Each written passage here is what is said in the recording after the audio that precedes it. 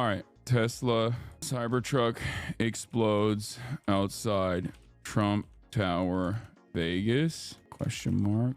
NOLA vehicle attack on New Year's Eve and 2025 predictions and goals. Get in now. Twitch.tv/Hasanabi. First Demasius link of the year. Let's go. Hell yeah. Demasius. Let's go. We did it. Predictions and resolutions. I'll use that term. Elon sending Trump a message. I doubt that it's Elon sending Trump a message. Any idea who's behind the attacks? I have no idea. Okay, for real, last time. Haas, I love you so much, man. I'm just curious if you think online culture has made it more difficult for certain audiences to watch. I think it has for me. I don't know what you mean by that. Online culture. I mean, what I do on this broadcast is already like relatively inaccessible, right? I try to make it as accessible as possible, but the problem is there's always going to be two different conflicting points of view, or there's multiple points of convergence, but I would say the most significant one is the older audiences that actually do care about politics, that are relatively oblivious to internet drama and internet culture in general, but they are the ones who actually tune in for the politics and they care about the politics. And the younger audiences that actually don't necessarily care about the politics at all, but only care about the drama and the fascination of it all. And the Dear Elon video is also very dangerous because it makes some very dangerous points in a very compelling way. So I think it could be important for you to comment on, despite the identity of the person involved. Yeah, this person is straightforwardly a pedophile Nazi, which I think is crazy. Like, that Asmongold's like, glad I can make this happen. Like, I don't know what the hell is going on here. But I guess Sam Hyde made a 46-minute video looking like Trotsky, and it does like pretty straightforwardly ass cheeks Marxist, like not Marxist analysis, but it's couched as a Marxist analysis kind of, and it's getting platformed and whatnot. But yeah, Sam Hyde is a straight up Nazi and a pedophile, which is why this is so shocking. And a lot of his fans, I think, just say he's just joking, he's just memeing. But many of his fans also are in that same camp. Sometimes they defend it. Other times they're just kind of oblivious to it. And I think when he pops off in this regard, when he pops off like this online, I think it adds to that. It basically adds to that. No, he's just a normal guy. He's just a funny guy doing ha-has. Like, you don't understand. You just don't have the intellectual depth to understand his jokes. And there are definitely some people who don't know this aspect of him. It's because new comedy tour isn't selling. He has a comedy tour. Yeah.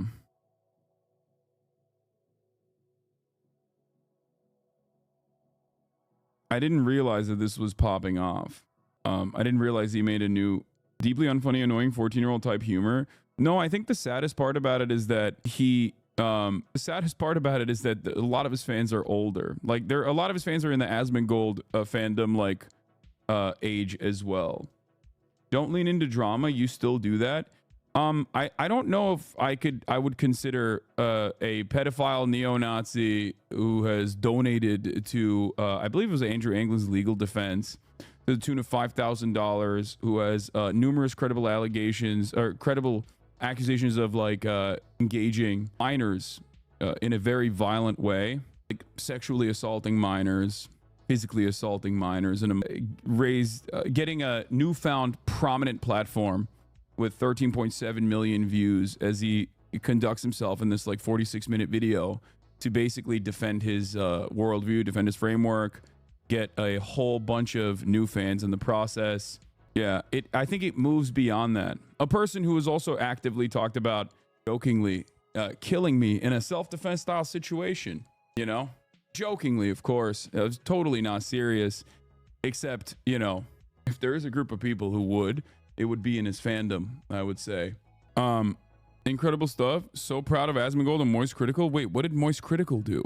Toby Turner? Who's this? I don't know who Toby Turner is. Cringe fans always say you should fight him at TwitchCon too. Yeah, I know. It's like a call sign for the biggest nuisances. Boner Chili watched the whole thing, said he was a mask-off Nazi, and knowing he has been for a long time, still thought he was funny, makes the collab they did more pathetic.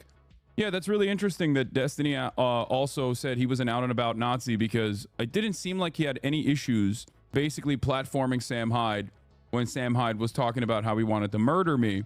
Platforming Sam Hyde, talking about murdering me with Sam Hyde, saying he would fund it to the best of his ability, posting it on LSF, having it go super viral, only to realize that he was aligning himself very openly in a hyper brigaded post on LSF with an open neo-Nazi pedophile, and how bad that looked, deleting the post, getting one of his fans that posted that to delete the post. Basically, videos are still out there having conversations with Sam Hyde where they actively talked about murdering me.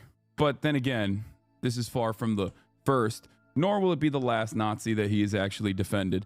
He trolled about Asmon and Moist Discords helping him with this video. It didn't happen. He's just signal boosting by bringing in their names. Who was talking with Sam Hyde? Destiny was. Their communities merged and intersected because they had a unique shared perspective of wanting me to die. Once again, so it goes a little bit beyond drama is my point. Also, people have discovered the concept of fog and are very scared about it. So we'll talk about that as well. One clip from the dinosaur man. What is this? You could see like 5% of Hassan's reach. No way. I think it's like 30. Hassan is king, bro.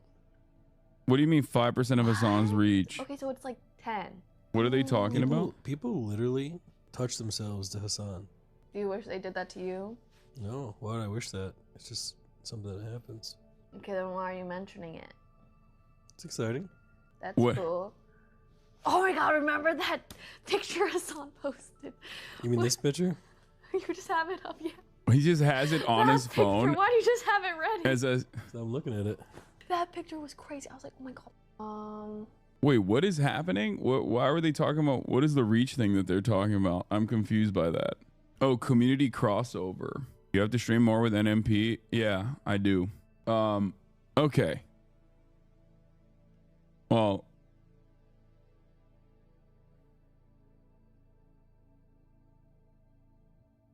where were we? I just show my thighs and gains. I don't know why everyone's on me watch. I agree. NMP's chat is so divided on you. I mean, who cares?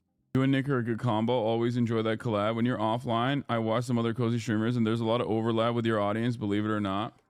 I think he wants to be as good looking as you. He has a big crush on Kachi. Okay, but that's weird because Nick is already a very good looking guy.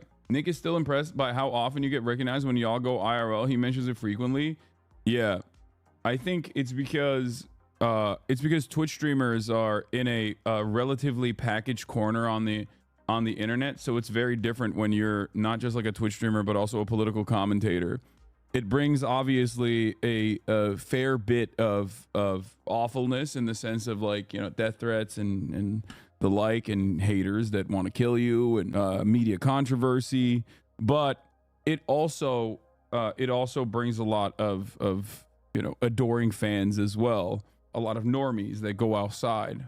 New Year's resolution: get Nick buff. He already is buff. He's handsome. He's buff. He just needs to get his shape up done with decent frequency and he'll be fine. Oh my god, he needs to stop throwing. He's not throwing, that's just content. They took down my TikTok you reposted of your New Year's message at the end of your stream. It was taken off. Wait, why did they take it down? I didn't even say anything bad. Or like, why would they have taken it down? Fumbles that he engages in his content, that's it. Fumbledore, that's funny. All right, let's move on. This sounds insane. Military recruit, Mr. Beast, Kelly Clarkson, Guy Fieri were approved for Pentagon support last year. As military recruitment hits record lows, the Pentagon tried and failed to win over Gen Z with YouTube's biggest star. What is going on, man? That is actually crazy work. They can't do that. Is that even allowed? That should not be allowed. That sounds insane. Hey! Oh, I saw this. This is a funny way to bring in the new year. Also here, I'd like to wish you all a happy new year with this edit of Paw Paw. I started this edit a few weeks ago and gave up halfway, though. This is what you get. Thank you for the fan cam. Thank you for the fan edit. Okay. We got the Tesla explosion. We'll be talking about that. The Tesla explosion killed someone. What is this? Your awareness is still spreading. I got a song for you. What is this? You ready? Sure. So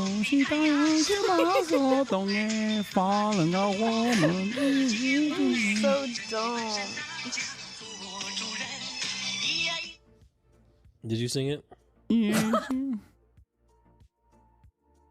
Did you watch New Orleans conference an hour ago? It was a clusterfuck. Yeah, I don't know. I haven't watched it. No. Did I join your stream from the start? Do you agree it was an ISIS attack? Wait, what? My man, I have no idea what, like, is it ISIS? Do we know? Are you talking about the Cybertruck explosion? Are you talking about the New Orleans one? What the hell? You got to stop manifesting. They're going all out on manufacturing, talking about people involved in a terrorist driver. You know what's crazy? I talked about this yesterday, and the point I ended it on was there's still a likelihood that this can happen, and there could be some kind of attack, and like the immediate assertion of this being like that it's like a you know, Islamist style like Hamas attack is so ridiculous, considering that, you know, Hamas has never operated outside of the outside of Gaza for the most part.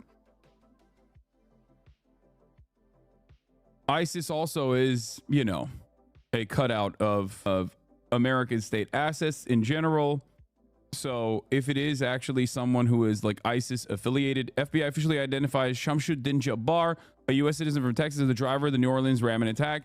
An ISIS flag was in the vehicle where weapons and a potential IED were found, the Bureau says. I believe that the dude was also, some stuff that I saw was that he was like an army guy, which, you know, interestingly enough. John Kennedy spoke at the press conference update. You are not ready for the insanity. Oh boy. We're bringing in New Year's. We're bringing in 2025 with a really horrifying. Those events? I would. I absolutely would. In a really horrifying way. Ex-veteran turned real estate agent. Yeah. There's people have like gathered. Investigative reporters have gathered their LinkedIn. Here's Jacqueline's tweet from The Intercept and The Guardian. Shamsuddin Jabbar's LinkedIn profile was deleted, but here is ghost remnants. I guess let me just start off with giving you details about what took place in New Orleans yesterday, or I mean last night, sorry, or I guess this morning technically. At least 10 are killed in New Orleans after a driver intentionally rammed into a crowd on Bourbon Street. Okay, so that is what happened. I believe 35 are injured as of now when a driver rammed a pickup truck into a crowd during a New Year's celebration on Bourbon Street in New Orleans early on Wednesday morning. The FBI is investigating it as an act of terrorism. The FBI has identified the suspect as a 42-year-old Texas man and Army veteran. Law enforcement sources say the suspect, who was killed in a firefight with officers, had an ISIS flag at the time of the attack. The FBI said it is investigating the potential associations with terrorist organizations. The FBI said it doesn't think the driver was solely responsible. Weapons as well as potentially improvised explosive devices, otherwise known as IEDs, were found on the vehicle. Officials have located IEDs in the area. The attack in the popular French Quarter happened less than a mile from where the Sugar Bowl was to be hosted Wednesday. The annual college football game was postponed for 24 hours for public safety reasons, the Bowl's CEO said. How does this not hurt you to cover? Anyway, there was a police barricade. So if you're wondering like how this happened, there was of course a police barricade, which apparently the driver went around. Video shows the moment the FBI says Shamsuddin Jabbar raced onto a packed Bourbon Street from Canal Street in a pickup truck with Texas plates and an ISIS flag. There's video being reviewed by FBI of 3 men and 1 woman placing bombs around the area. It's a tragedy. Yes, it is a tragedy. This is what I do. I cover I'm a news political commentator. Okay. A couple things that are immediately interesting, obviously, is that yesterday we talked about the surveillance state. Yesterday we talked about how the police are supposed to navigate around these sorts of things and apprehend suspects and have this like massive net of surveillance, and how that is going to subvert and apprehend and stop additional, you know, terror attacks from potentially taking place. Now, what's interesting is, as I said yesterday, they don't do that. it doesn't actually end up doing that, playing that role at all. And this is yet further evidence that it doesn't do that at all. But having said that, we have I don't want to show the video here if it shows like the actual, oh, he just kind of hooks a right directly in to the crowd, passing a cop car. I won't show the rest of it, but I just wanted to show you that like they have what do you call it? They have placed barricades. With local and federal anyway, here's the FBI. The We'll now tune into the FBI press briefing that took place. We'll listen to the press conference that took place. Also, on top of that, the local press conference with the police, and apparently Kennedy was there as well. Ongoing investigation. Oh, it was a Ford F-150 Lightning. That's why its pickup is crazy. All right, that makes sense.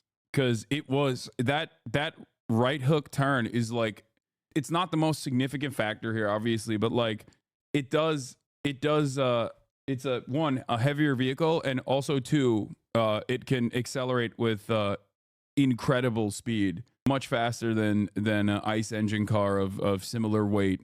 Into the tragic attack in New Orleans. This is Fox News live coverage of the terror attack, the New Year's Day terror attack in New Orleans. Let's listen now to the officials. I'm going to provide you some facts and information about what we do know. I know that all of you will have questions, and we will try to provide some answers. But this is an ongoing investigation that's rapidly evolving. There are some questions I will be unable to answer at this time. There's a YouTube video that is now deleted of the suspect as well. It's just like, it's crazy to me that, God, everything is logged online. It's wild. FBI is the lead investigative agency to be acquitted on the. Did they not change the microphone? That's crazy. I assume that there's got to be a better mic here, right? If only there were a billionaire CEO, the cops would have done a better job. No, they wouldn't have. That's the whole. They would not have. I don't think the cops couldn't stop Brian Thompson from being shot in broad daylight either.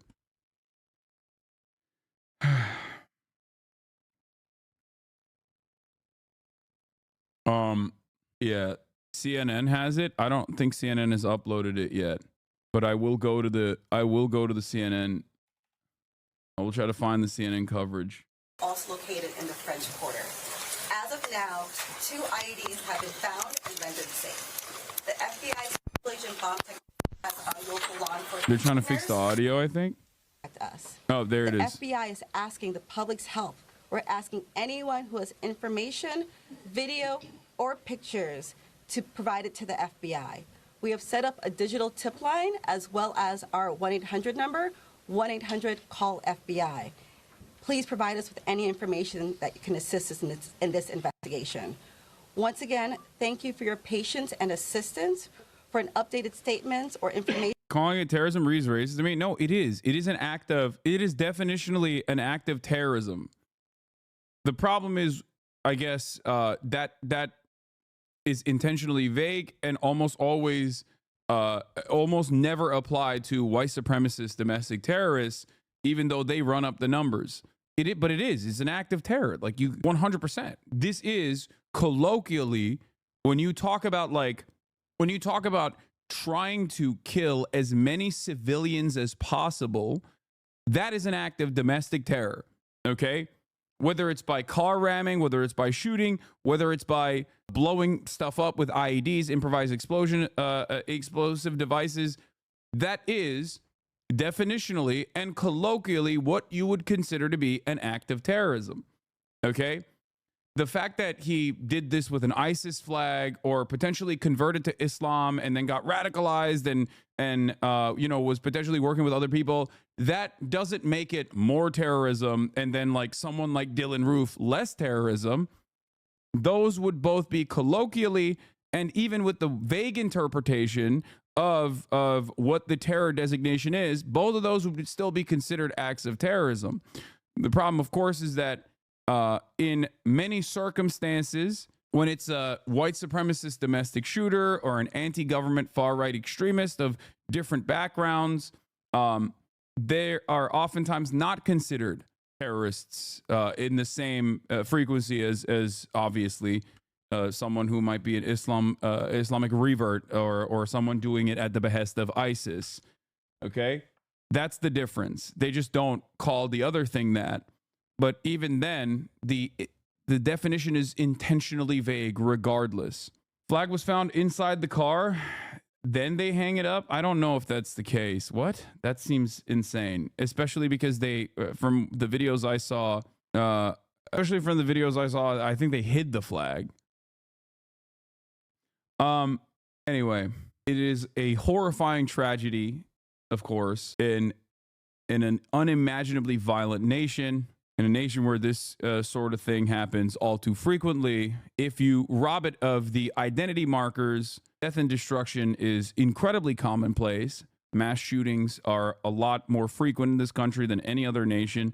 And yet, you know, this on top of, like, this will most likely get a lot more understandable coverage considering the timing and also the potential implications given who did this act of violence. Now, the usual actors that want to turn every tragedy into another talking point for their pet issues seemingly considered this to be an undocumented migrant.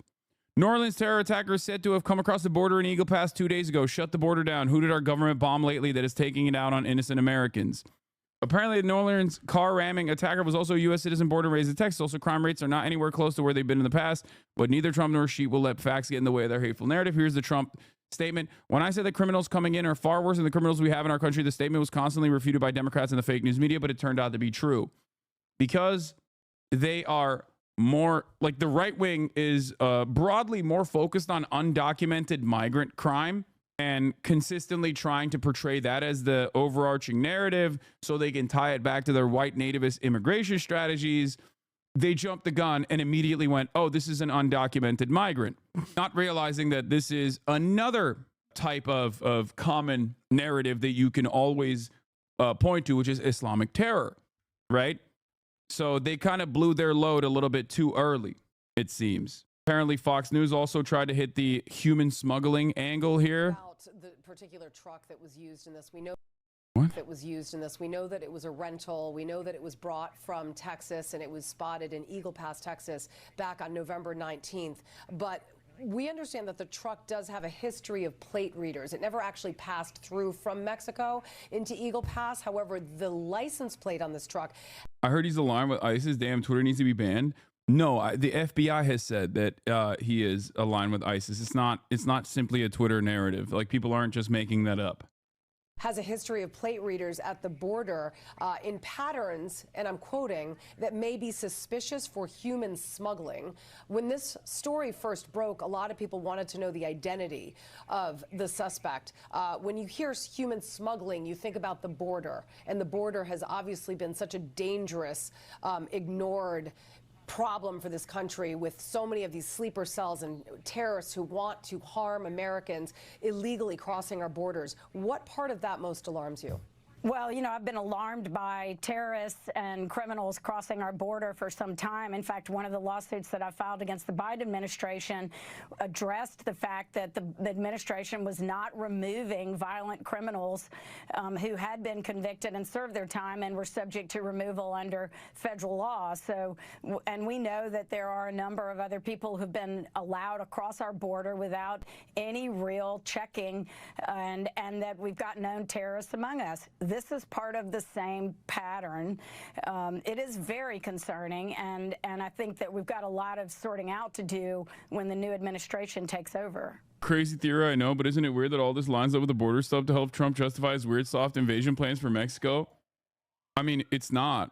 That's not crazy. The crazy thing is they jumped the gun to very clearly treat this as though it was an undocumented migrant, or at least like heavily leaning on the side that like this is an undocumented migrant related attack, because that is that is what they are trying to, look, the government has certain enemies, okay, that they like to point to. The right specifically, and sometimes even Democrats, like to point to a common villain. If you have a common villain that everyone needs to be afraid of, you can justify a lot of crazy invasions of privacy. You can justify a lot of military action. You manufacture consent surrounding this common villain with stereotypes in media. And right now, that common villain is not Muslims broadly, even though that was the common villain, the number one enemy of America and the number one enemy of the West for quite a while under the War on Terror, America's War on Terror initiatives. Okay? Nowadays, because the common villain for the modern right is undocumented migrants, that's the reason why they immediately hit the undocumented migrant button. For some on the internet, their common villain is trans people. So whenever there's a mass shooting, they say, oh, it's a trans person that did that. For some on the right, the common villain is undocumented migrants. So whenever there's a mass shooting, they go, oh, that was an undocumented migrant that did that. The statistical probability does not matter in this situation. It does not matter. It doesn't factor into the equation at all, even though the most common acts of domestic terror are conducted by oftentimes straight white men. Doesn't matter, by the way. I'm not saying that to be like, this is somehow important to factor in.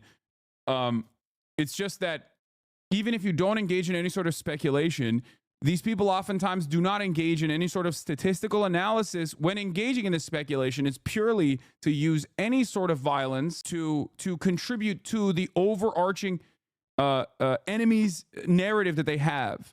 If you're a hyper-transphobic person online, every mass shooting, regardless of who it is, you will always turn around and say it's a trans person.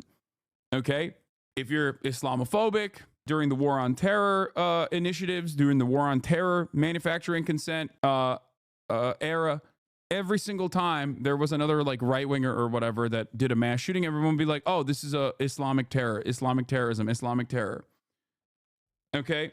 Nowadays, that common enemy is for the right, for the modern right, the common enemy is undocumented migrants. The only thing that's important about this, understanding what's going on here is that nobody really cares about waiting for more facts to come out and immediately jump to whoever the common villain is, the common villain of the day is, or the common villain of the month is, and say, oh, this is it. It must be a migrant. Turns out it's not. Turns out it's a dude born and raised in America, Army veteran, recent convert to Islam, and was, divorced from his first wife, and seemingly was exhibiting erratic behavior, according to the New York Times. A man who knew Shamsuddin Bahar Jabbar tells us Jabbar had converted to Islam, then began acting erratically in recent months. The concerning behavior led him having limited contact with his children. We also spoke to the man who rented the truck to Jabbar. Here's our updating story on the suspect in New Orleans. I will be talking about this a little bit further. Divorced from two wives. Sorry, he got divorced, he got remarried, and then I believe divorced again. Federal agents at the home of the second wife of the Bourbon Street attacker in Houston, Texas, where the woman's new husband, Dwayne Marsh, said Jabbar had begun to convert to Islam within the last year and was being all crazy. This is from Steve Herman, House Bureau Chief of Voice of America News, which is, well, you know what Voice America News is. Here's a video of him as well. 42-year-old Shamsuddin Jabbar, accused of carrying out the attack, uploaded a video to YouTube where he introduced himself as a property manager. And I gave you his background, his extensive background here as well. Hold on. Let me find that really quickly. Where is it? Oh, here it is. This is from Intercept investigative reporter, Guardian investigative reporter, written for Politico and Mother Joe's Business Insider, Jacqueline Sweet.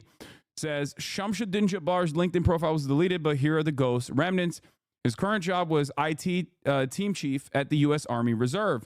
Previous job was information technology team leader at U.S. Army Reserve, information management officer at U.S. Army, senior information systems specialist at U.S. Army, human resources supervisor at U.S. Army, HR specialist at U.S. Army, data entry operator at U.S. Army Corps of Engineers, data entry clerk at U.S. Army Corps of Engineers, data entry clerk at United States Postal Service. His education is Central Senior High School. He has a Bachelor of Business Administration from Georgia State University, and he's a graduate from Fort Gordon NCO Academy. He's a graduate from 25B Information Technology MOS training, and a graduate from U.S. Army Alaska NCO Academy. Associates from Central Texas College, associate's degree from Central Texas College, an honor graduate from 42A Human Resource Specialist Advanced Individual Training, graduate from U.S. Army Basic Combat Training, and University of Houston.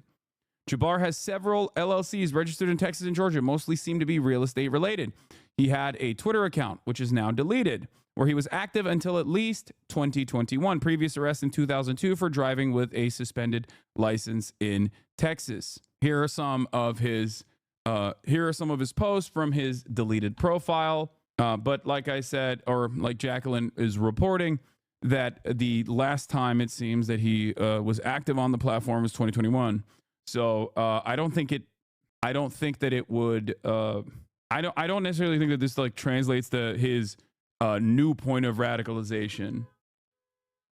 It gives a little bit of info on his background, but not necessarily anything significant about his new point of radicalization. Here, let's get to the FBI report. Please check the FBI's website and our social media accounts. I will now turn over to Mayor Cantrell. Thank you. Thank you very much. Thank you, Agent Duncan, for your leadership and the full support of the FBI.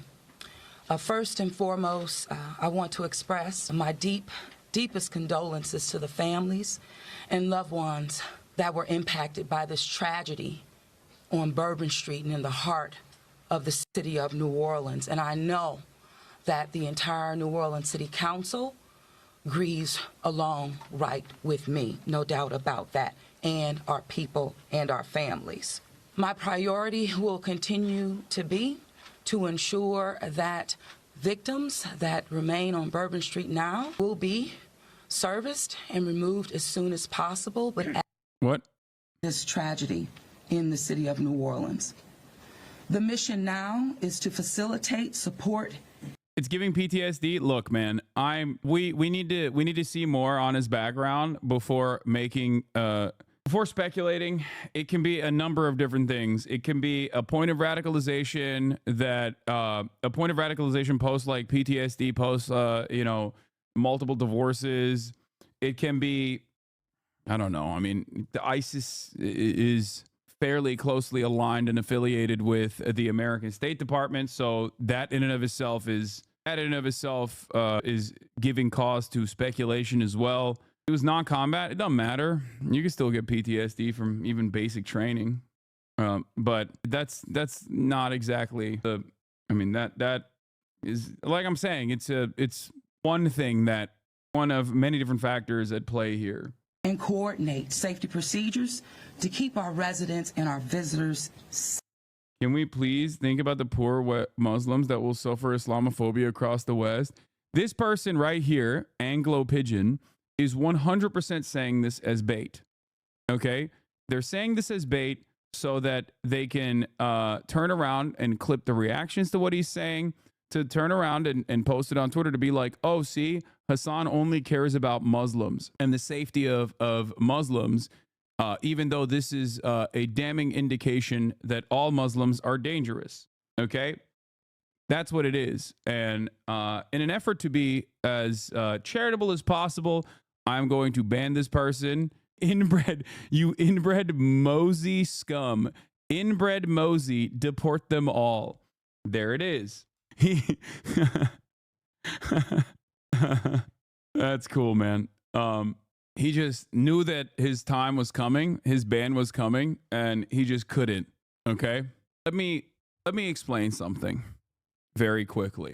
An act of imaginable violence from one group, a person from a background that is not white, if you see that and say, well, this is how all members of said group are like, okay? That's just racism. Okay? That's it. That's all it is. Notion that one person's acts of violence is a damning indication for the entire race, ethnic background, or religion is insane.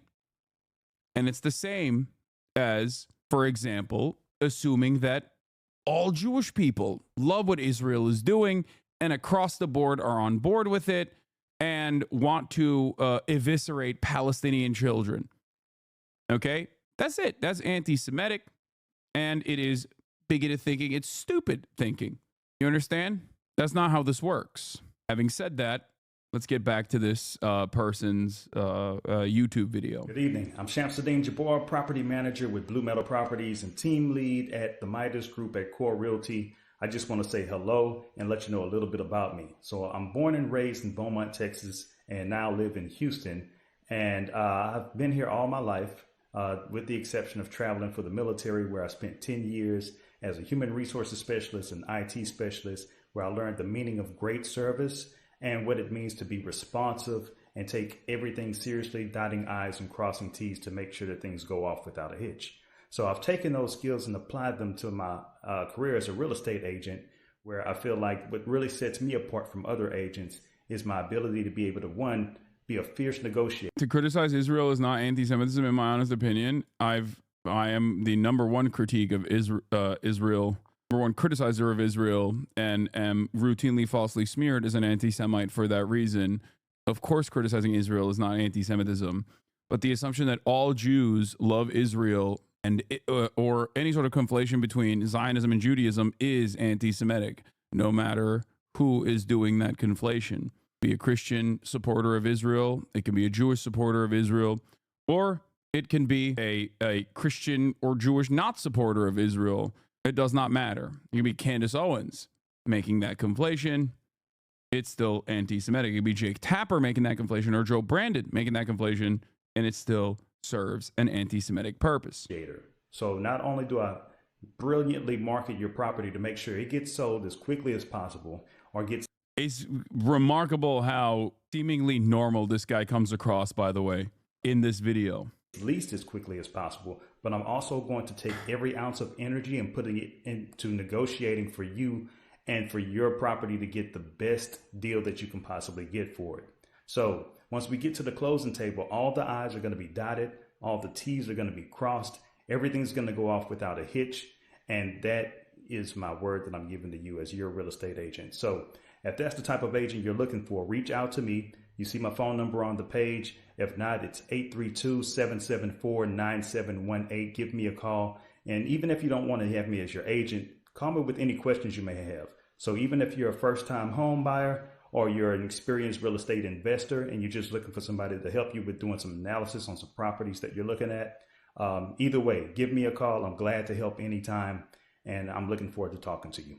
This is not the Basquiat in the back.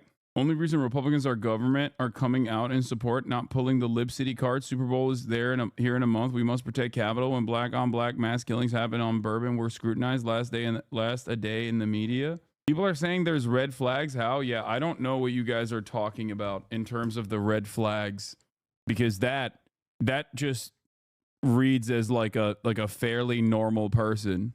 I don't pick up on any red flags here at all.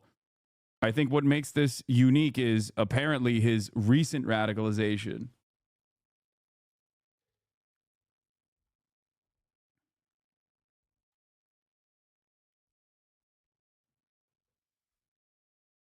Just like a Texan man, Army veteran, and now real estate guy. Army veteran turned real estate guy.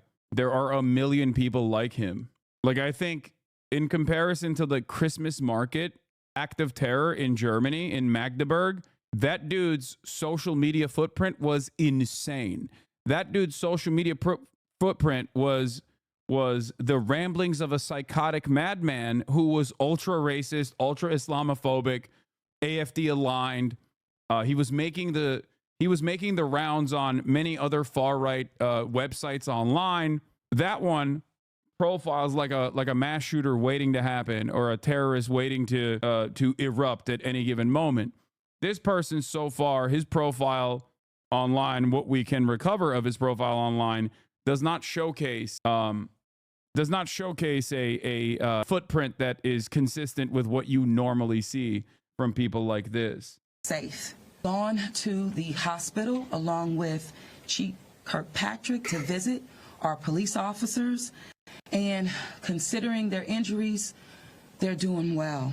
As I mentioned, this investigation is ongoing, and the Yeah, the FBI knew for me, Pamela Brown and CNN. Investigators were reviewed video showing 3 men and a woman who may have been involved in placing suspected improvised explosive devices in the French Quarter of New Orleans. Law enforcement sources tell CNN. Investigators have also found writings that the FBI believes support investigators' view that this was inspired by ISIS with the suspect. Oh, God, I can't even use these websites without freaking ad blockers now. Jesus Christ. Okay, where's the live stream? Jesus, Lord mercy. Okay. Happened, and both schools put out statements saying that the team, personnel, anyone that was traveling as a part of the team, the band included, they were all fine. But Georgia also did put out a statement saying that unfortunately one of their students was critically injured in the incident, Phil. So our thoughts and prayers definitely go out to that student as well as anyone that was affected in the attack. Absolutely. Andy Scholes, thanks so much. Our next guest is someone who knows New Orleans quite well. I want to bring in Louisiana State Senator Royce Duplessis. Mr. Senator, you grew up in New Orleans. You were raised in New Orleans. What was it like to receive the phone call, to hear the news about this attack this morning? Thank you, Phil. Well, waking up this morning, like most people, most normal people who they wake up on New Year's Day, you're looking forward to a new day, a new opportunity, and you're just grateful for all the blessings in your life. So to receive this type of devastating news at the time when I opened my eyes this morning was something that I just really couldn't believe. It was truly unthinkable. And my immediate thoughts went to the victims, trying to figure out how many people actually did die. We know at least 10 people have perished and over 25 have been injured. But to the point about having grown up in a city like New Orleans, major events is nothing new to us. Large crowd gatherings is part of our identity. And for something like this to happen, it certainly never happened in my lifetime. No terrorist event like this has happened. So it's been shocking to our core. We are going to stand firm. We reject any type of terrorist acts. We will not be intimidated. And this will not define the city of New Orleans. The strength of the community, and anybody who's been down there understands kind of the love the community has for visitors. It pairs with the fact that the community is so good at handling things like this. 10, 20, 30, 40, 50,000 people coming in. That's a regular day that ends in Y down in New Orleans. I think the question with the delay of the game is concerns related to the fact that FBI officials, law enforcement officials saying the suspect may not have acted alone. What more do you know about that? The RV, wasn't the RV explosion? Yes, where was that? It was in the South. It was in like near an AT&T facility, but it was also around New Year's, wasn't it? A couple of years prior. Do you guys remember what I'm talking about? I think it was in Nashville, right? Yeah. For making the difficult but appropriate decision. It was in Nashville, and wasn't it also around New Year's or was it Christmas? Events, but we cannot replace lives, and we've lost lives, and there's still more assessment to be done. And part of that assessment, a major part of that assessment, is to identify who these other actors are and swiftly apprehend them and thoroughly complete this investigation. Because in addition to giving the families the solace that they're going to need through this devastating loss, we're going to have to give residents and visitors a sense of comfort and a sense of safety that we investigated 2020 and solved this. And I believe and have full faith that all parties are acting in coordination at all levels to get to the bottom of this. Well, our hearts and prayers certainly go out to you, to the community on the whole. Louisiana State Senator Royce Duplessis, thanks so much. Thank you. A live look in New Orleans right now. That's Bourbon Street. It's crazy, man. More new details just ahead. There's also a Cybertruck explosion outside of a Trump Tower, but I don't think that is in any way, shape, or form related, but who knows? But yeah, suspect in New Orleans attack is identified as a Texan and had an ISIS flag with him. In a YouTube video from 2020, the man identified as a suspect said he had been born and raised in Beaumont, Texas, and had served in the U.S. military. We watched that video already. Shamsuddin Jabbar is his name, 42 years old, a native of Texas who has served in the U.S. Army, did a lot of IT work for the U.S. Army as well, and also was a real estate guy. The Federal Bureau of Investigation said it was examining an Islamic State flag that was found in the truck used in the attack, that it believed Mr. Jabbar was not solely responsible. Several improvised explosive devices were found and disposed of, officials said. CNN is also breaking news on the Tesla Cybertruck that exploded outside of the Trump Tower. is being investigated as a possible act of terror as well. Just in, a law enforcement official briefed on that Tesla Cybertruck explosion outside of Trump International Hotel in Las Vegas tells CNN that the incident is now being investigated as a possible terrorist act. Police say it took place at around 8:40 a.m. local time. There was one person inside the vehicle who died, and 7 other people suffered minor injuries. The FBI is involved in this investigation, and we are going to stay on top of the story and bring you updates as we. This happened right on New Year's, just before the Super Bowl game. We still both have Mardi Gras in the Super Bowl that our city of New Orleans is hosting in the coming months. We're shaking. Yeah, so here's the Tesla explosion. Oops, nope, that's just Elon Musk with his human shield at the Trump New Year's celebrations. Breaking, video shows Tesla Cybertruck explosion at Trump Hotel in Las Vegas, cause unknown. Police confirm the driver was killed in the Cybertruck explosion at Trump Hotel in Las Vegas. 7 others were injured. I believe he exploded a bunch of fireworks in the Tesla, the person, or all the secondary explosions that you see do not play. No, this doesn't show anything. You think it looks like a lithium could be battery cells, I guess. That's what lithium does. So one thing I don't understand also is that, like, even if it wasn't like purposely exploded, I thought it was confirmed that there were fireworks, but even if it was like random lithium battery explosions, I thought that this type of stuff was like impossible to put out in such a short period of time. Of course, never let a crisis go to waste. Senator Kennedy demands answers for the New Orleans truck attack. We're going to go back to the morning press conference in Louisiana. Louisiana Senator Kennedy also made an appearance. Let's take a look at what he had to say. I wish I understood better why bad things happen to good people. If I make it to heaven, I'm going to ask.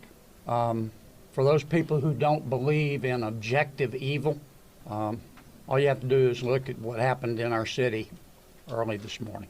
Well, you will not be seeing the pearly gates, Senator. That much I know.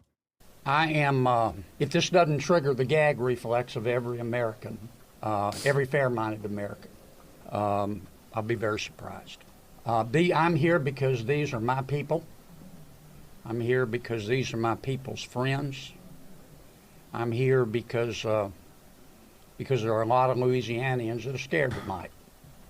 I don't want them to be. There's a lot of information going around. Some of it is actually true. Some of it isn't. The federal government is now in charge of this investigation. By that, I mean the White House, the FBI, the Department of Homeland Security, and the Department of Justice. I have not talked to the FBI. Maybe they've talked to my staff. I don't know. I did talk to the Secretary of Homeland Security a little while ago, and I told him that with all the respect I could muster, that we expect to put the full force and resources of the federal government behind this investigation. Our state troopers, our local police departments, our sheriffs, we've got many sheriffs here today, have been terrific so far. Federal government is cooperating with them. I hope that will continue. Here's what I want to ask from the federal government. Catch these people. Catch these people. And then tell the American people the truth. Now, I don't want you to tell us yet anything that's going to interfere with your investigation. And there are things that I've been told that I think are true that I'm not sharing with you today because it could interfere with their investigation. But after we get to the bottom of this, they need to tell the American people the truth, and the people of New Orleans the truth, and the people of America the truth. I think the mayor and the governor. There are potentially other people that were working alongside the main perpetrator. That's what he's talking about. Gremlo said earlier on a stream that he'd love to come on your stream to talk about this since he's really familiar with New Orleans politics. I don't know if he's around right now, but I mean, I'll see in a little bit. Very wise to postpone this ball game for 24 hours. There's just too much stuff we don't know, and it's just not worth. But is he insinuating that it was CIA? I doubt that Senator Kennedy would insinuate that this is a CIA thing. because the perpetrator is a Islamic convert who potentially got radicalized and had sympathies for ISIS. In that regard, it is actually closer to this being the work of the CIA if you are a conspiratorially minded person, considering the ISIS affiliations with the American State Department. But a person like Kennedy would never say that for a situation like this. He would only say that if it was a white supremacist, anti-government extremist or something like that. I think he's insinuating that this was the result of illegal migration. I don't know. My final point is, I will promise you this. I will, when it is appropriate and this investigation is complete, you will find out what happened and who was responsible. Or I will raise fresh hell, and I will chase those in the federal government who are responsible for telling us what happened, like they stole Christmas. All right, so that's another clip of him. Can I say something, Riker? Tell me who you're with. WSU. Okay, and CBS. He's over here on the right. Oh, that's an unusual position. I don't get it. You wouldn't. Look. Can I say? Is he fucking drunk? Nah, this is just how he is all the time. That's just how he carries himself. To paraphrase Groucho Marx, John Kennedy here may talk like an idiot, look like an idiot, but don't let that fool you. He really is an idiot. He's not. You want to know something, guys? You know how we sometimes speculate that streamers and content creators portray themselves as much dumber than they actually are in an effort to fucking do content? And maybe even shelter themselves from additional scrutiny, like, oh, he's just a dumb guy. John Kennedy is one of the perfect examples of that. Not only is he an Ivy Leaguer, but he's also a Rhodes Scholar, okay? So the whole, like, I'm a country bumpkin, oh, don't listen to me, I don't know what the hell's going on. That's just simply a weaponization of incompetence. He literally is a Rhodes Scholar, okay? He is a Rhodes Scholar.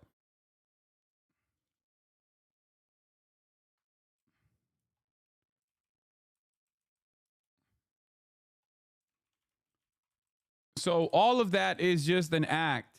I'm going to repeat his background for you, just so you understand. He went to Vanderbilt University to get a bachelor, went to University of Virginia to get his JD, and then he went to Magdalen College in Oxford, okay? At Vanderbilt, Kennedy studied philosophy, economics, and political science. He was elected president of his senior class and named Phi Beta Kappa. He graduated from Vanderbilt. He received a Juris Doctorate in 1977 from University of Virginia School of Law. There, he was the executive director of the Virginia Law Review, elected to the Order of the Coif. In 1979, he earned a Bachelor of Civil Law master's degree with first-class honors from Oxford University. Wait, I thought he was a Rhodes Scholar too. Is he not? But yeah, he graduated. He went to Oxford University. The attacker was brainwashed by religion. That's what happened. Yeah. Hasanabi, he's upset. His people are being attacked. Can't blame him. His people? Brother, we're all Americans. You know that, right? Like, what do you mean his people? What the fuck are you talking about, his people? We are all Americans, okay? When a terror attack happens on a New Year's Eve celebration with people from different backgrounds from all around the country, it is not a specific attack against, I don't know. I don't know what you're fucking saying here. You're thinking of Bill Clinton. He was a Rhodes Scholar. Oxford is Rhodes. Okay, so he's a Rhodes Scholar. Rhodes Scholarship recipient. He's saying the attacker was Muslim like you. Chatter was being a racist. Yeah. Okay. Let's hear what Wolf has to say. I'm Wolf Blitzer. You're in the Situation Room. This is something that happened 5 years ago. What does it matter now? What, the 2020 bombing? I only brought it up because the timing of that was also suspect, and we didn't fully understand what happened in that situation at least 10 either. People and injured dozens of others. We're also learning more about the driver of the truck and his background.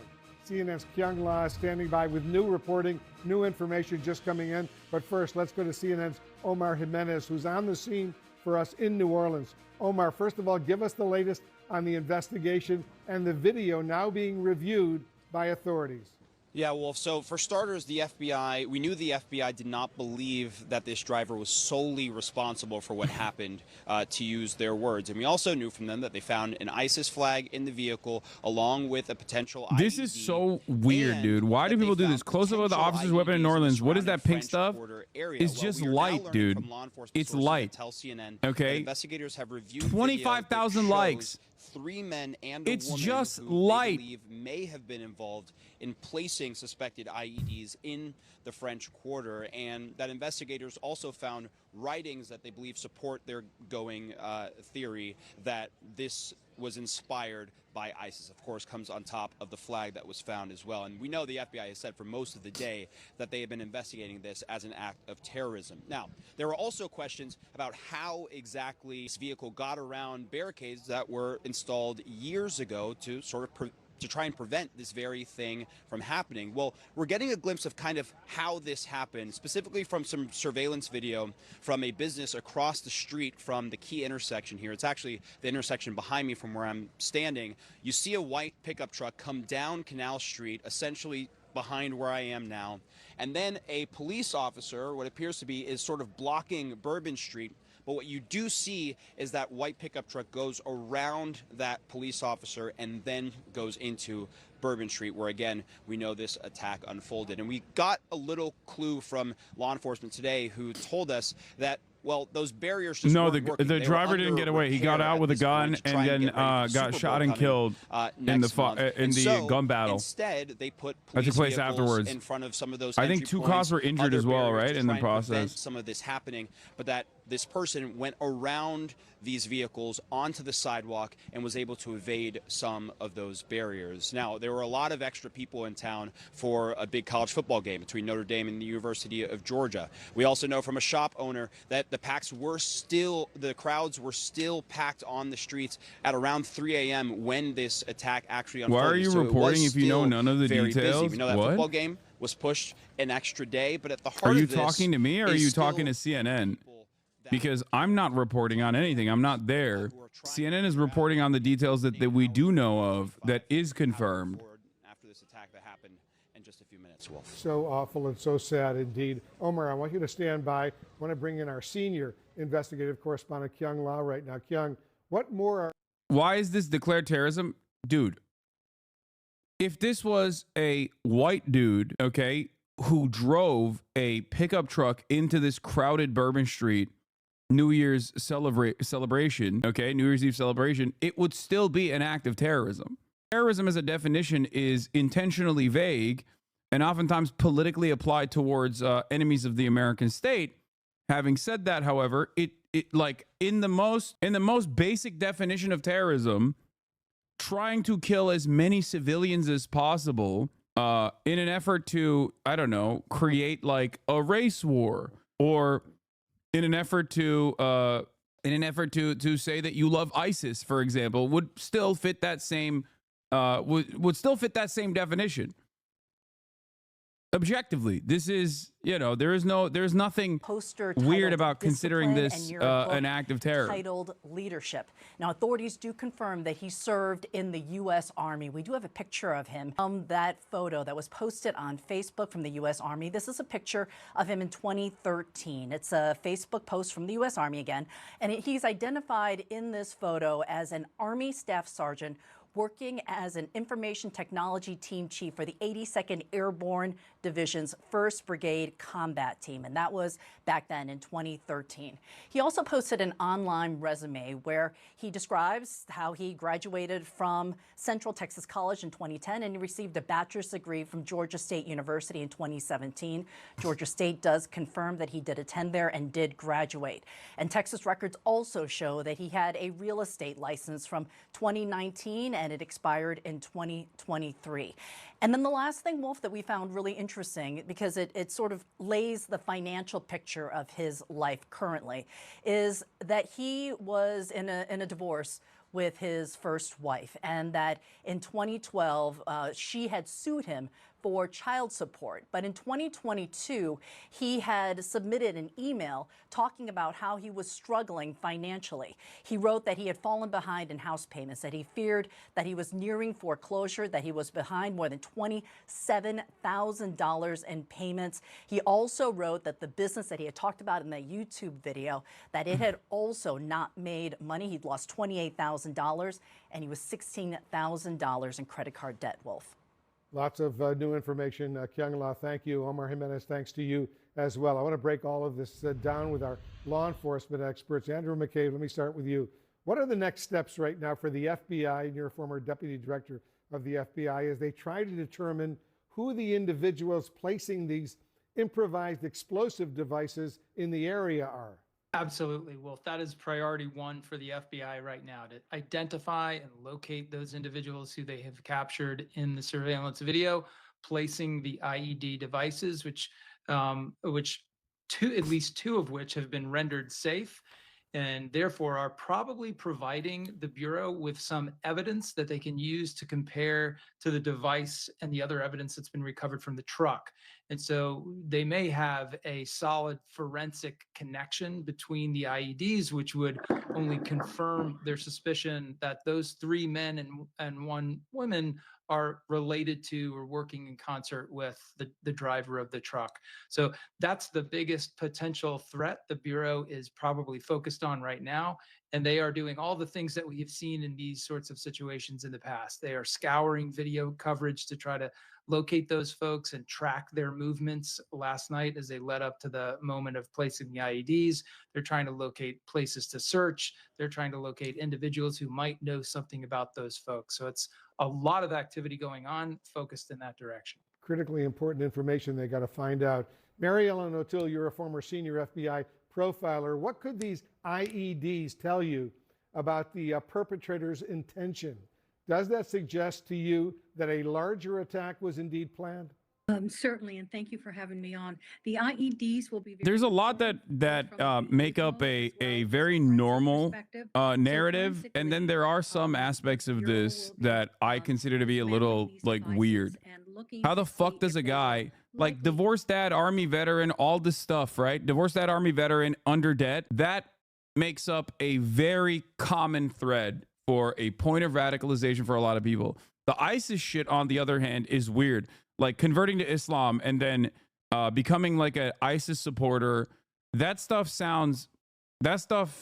I mean, it could have happened after his point of radicalization due to his financial circumstances or whatever. But like, I don't know. I mean, it seems wild. It seems like a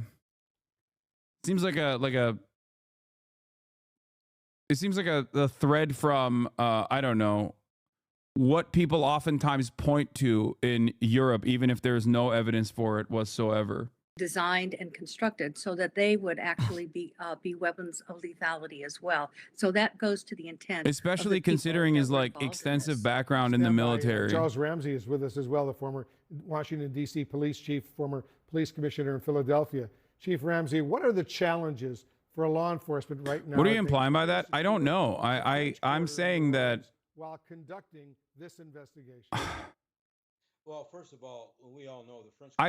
I think. Look, I don't look at situations like this and immediately go, "Ooh, there's a grand conspiracy here." Okay. Usually, what you see is what you get.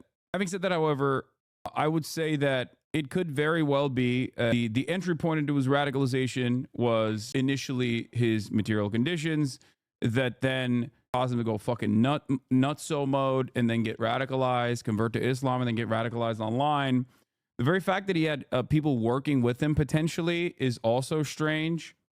A lot of the lone wolf incidents like this are lone wolf incidents. You know what I mean? It's just like one person that will engage in the ramming attack. But the fact that there's IEDs involved in this and potentially other people also involved in this as well, that like the police are looking around the entire area for additional improvised explosive devices. It's much more sophisticated and more coordinated than the average like point of radicalization. like guy who's radicalized, who just like goes into goes out and does an act of violence, even if it's at the behest of ISIS or whatever. I mean, the fact that they found the improvised explosive devices, like, in my opinion, getting the vibe that most of chat today is wanting to do a full conspiracy bulletin board. I don't know. I have no idea what happened. I will repeat that over and over again. I do not know what happened, and only time will tell. In many instances like this, we never get the full picture. Like, we don't even know the full picture of Stephen Paddock to this day, right? The Las Vegas shooter. Having said that, there's also within the initial breaking news coverage of this, there will oftentimes be incorrect information. So it's important not to read too far into it. Like, I'll give you an example. They're saying that there's numerous other IEDs, right, that they have found and intercepted. That could, one, be absolutely correct, or it could be that the news is reporting it as IEDs, even though they were like fucking fireworks or something. You know what I mean? I'm using an example. I'm not telling you that that's what happened, but I'm using this as an example to show you that sometimes even well-intentioned people in their news coverage, when they're doing breaking news coverage, will just run with whatever the police initially thought was going on, and then later down the line they will follow up and say, "Oh no, these were actually not IEDs, improvised explosive devices, but instead it was just fireworks that we found." So it's important not to get lost in. It's important not to pull on certain threads and like really it's important not to be too invested in immediate common threads, aftermath of a situation like this, and wait for more information to come and more verification to come after as well. Simply a matter of fact when you have a case like this. But when it's left like that, where we still have a lot more to do, what's not being said is there may be some important points, some important leads that we've not been able to close yet. And that, for most people, should give them pause as to whether or not they might want to attend that game, because they just simply cannot be guaranteed of their safety. Yeah, I know a lot of folks are worried about that. Everyone stand by. We're going to continue this conversation. We'll have much more on the investigation as we learn new details. Exciting time in the world. Damn, they just jumped into ads so quick. Also, there's additional updates on both the Cybertruck explosion in Las Vegas and this New Orleans attack. But Elon Musk has confirmed that the explosion was caused by a very large fireworks and or bomb carried in the bed of the rented Cybertruck and is unrelated to the vehicle itself. All vehicle telemetry was positive at the time of the explosion. And Phytix News has brought forth AP Reuters coverage on this. Both the Cybertruck involved in the Las Vegas explosion and the truck used in the New Orleans terror attack were rented to the same app, Turo, which is not that unique for the record. That's normal. Turo is an application used for exactly those kinds of vehicles, like Cybertrucks, F-150 Lightning, which is, I believe, the ISIS dude used. So it's not that uncommon, and I don't think there's anything unique about the application itself. It's just a rental application. It's a peer-to-peer rental service. Las Vegas, because this has been a sort of interesting development. You know, the images of the Cybertruck parked outside the Las Vegas Trump property went viral. You know, sort of, I think people thought it was an accident and that no one was hurt, and so there was a sort of bizarre symbolism in that it was a Cybertruck, it was out Trump. As it's developed, it seems that this is being taken far more seriously. What have we learned about what authorities know and how they're investigating this? Right, Chris. So according to the reporting of myself, my colleagues Andrew Blankstein and Kelly O'Donnell, right now, 3 senior U.S. law enforcement officials say that this explosion of a Tesla Cybertruck, kind of in the portico there where you saw that smoke rising from in front of Trump's property in Las Vegas, is being investigated, at least initially, as a potential act of terrorism, and that it was, quote, intentional. And there were... let's talk about... I haven't seen a single pic of the ISIS flag. How can it do rollout with a flag around a super crowded city without people taking video and pics? Yeah, I don't know. I mean, is the flag on the car in the initial video when he's driving in? Because I didn't see that.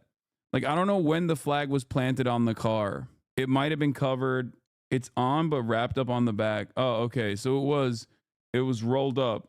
It was not in the car. It was in the cab. People are saying it's Some people have said the flag was inside of the cab. Some people are saying the flag was rolled up in the back and then someone unveiled it. I don't know. I don't know what happened there. I have no idea. Incident, and now this one that is also being investigated as this possible terror attack. Stay with me if you can. Okay, I want to bring in Tom Winter to talk more about this, then also shifting gears, obviously, to what we've been following all day out of New Orleans. Tom, I know you're wearing two hats now, two potential terror attacks now that we're looking at in this country, the first day of 2025. If you can add on to some of what Emily was just talking about with her reporting here. Right. So Emily referenced a lot of what we've been saying. My colleagues, Kelly O'Donnell, as well as Andrew Blankstein out west, who covers our West Coast.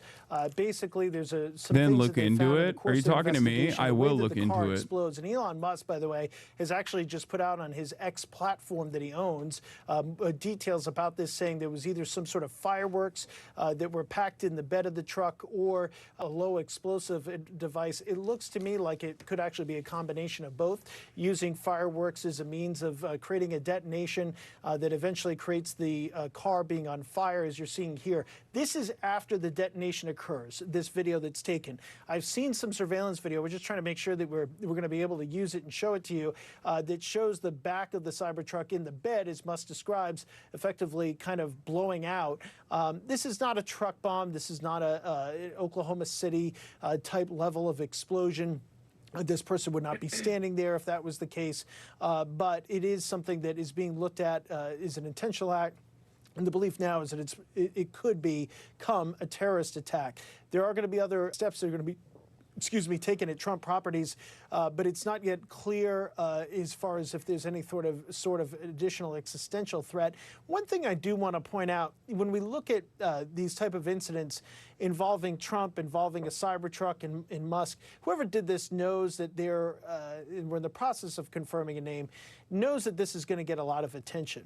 Probably thought it'd get a lot more of attention than it did if we weren't talking about 10 people who are deceased or more as a result of a terrorist attack in New Orleans. Right. But whoever did this knew that. And as we saw with the Trump trial, there was a person who died by suicide. Here's in a the very flag graphic covered and up. public I don't know way if in they the course covered of it that up trial, themselves or if it trying was to covered grab up, though. attention for their cause, not necessarily a cause against Trump or Musk. So we have to keep that in mind as a potential possibility here. But it's just too soon to say, at least what we've been told, what the motive might be. But it's something that we're definitely tracking closely. So just a couple more questions on this, Tom, and then we're going to pivot to New Orleans.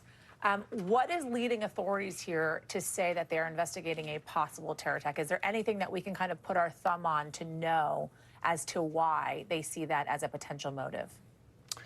Yeah, I don't have any specifics on that just yet, or at least none that are confirmed. And so I just kind of want to stay away from, I don't want to get into a business of speculation, which I know you appreciate. I just don't want to go there with so much stuff going on today. I do think it's important to mention that this Cybertruck was apparently rented from the same rental company that the suspect in New Orleans used. But we should note, to be clear here, there's no indication law enforcement says they found of any connection between the Trump Tower incident in New Orleans. They appear to be totally separate. Yeah, important to obviously reiterate that as we're reporting on these two simultaneous stories happening that may honestly be just a total coincidence that they're happening on the same day. Tom, let's pivot if we can. I want to talk New Orleans and I want to talk about the suspect and what we're learning, because this also is a fast developing story. Let's talk about his military service, because we're learning more about his military service. I know that we've learned that he was honorably discharged. He served multiple years in the military. Walk us through what more we know. Yeah, so 42 years old, as we're looking at there on screen, born in 1982, October 26 to be precise. He's a U.S. citizen from Texas, an Army veteran. They said at the press conference he was discharged honorably, pronounced dead at the scene after getting in a gunfight with law enforcement. So this whole idea of whether he acted alone or not is interesting. Specifically, Yasmin, this idea of whether or not there were other people that were involved in these two additional improvised explosive devices that we've been talking about today that were found near where this incident occurred. The highlighted image there shows what federal law enforcement says is a ISIS flag, or ISIS-related flag. We noted that right away earlier today.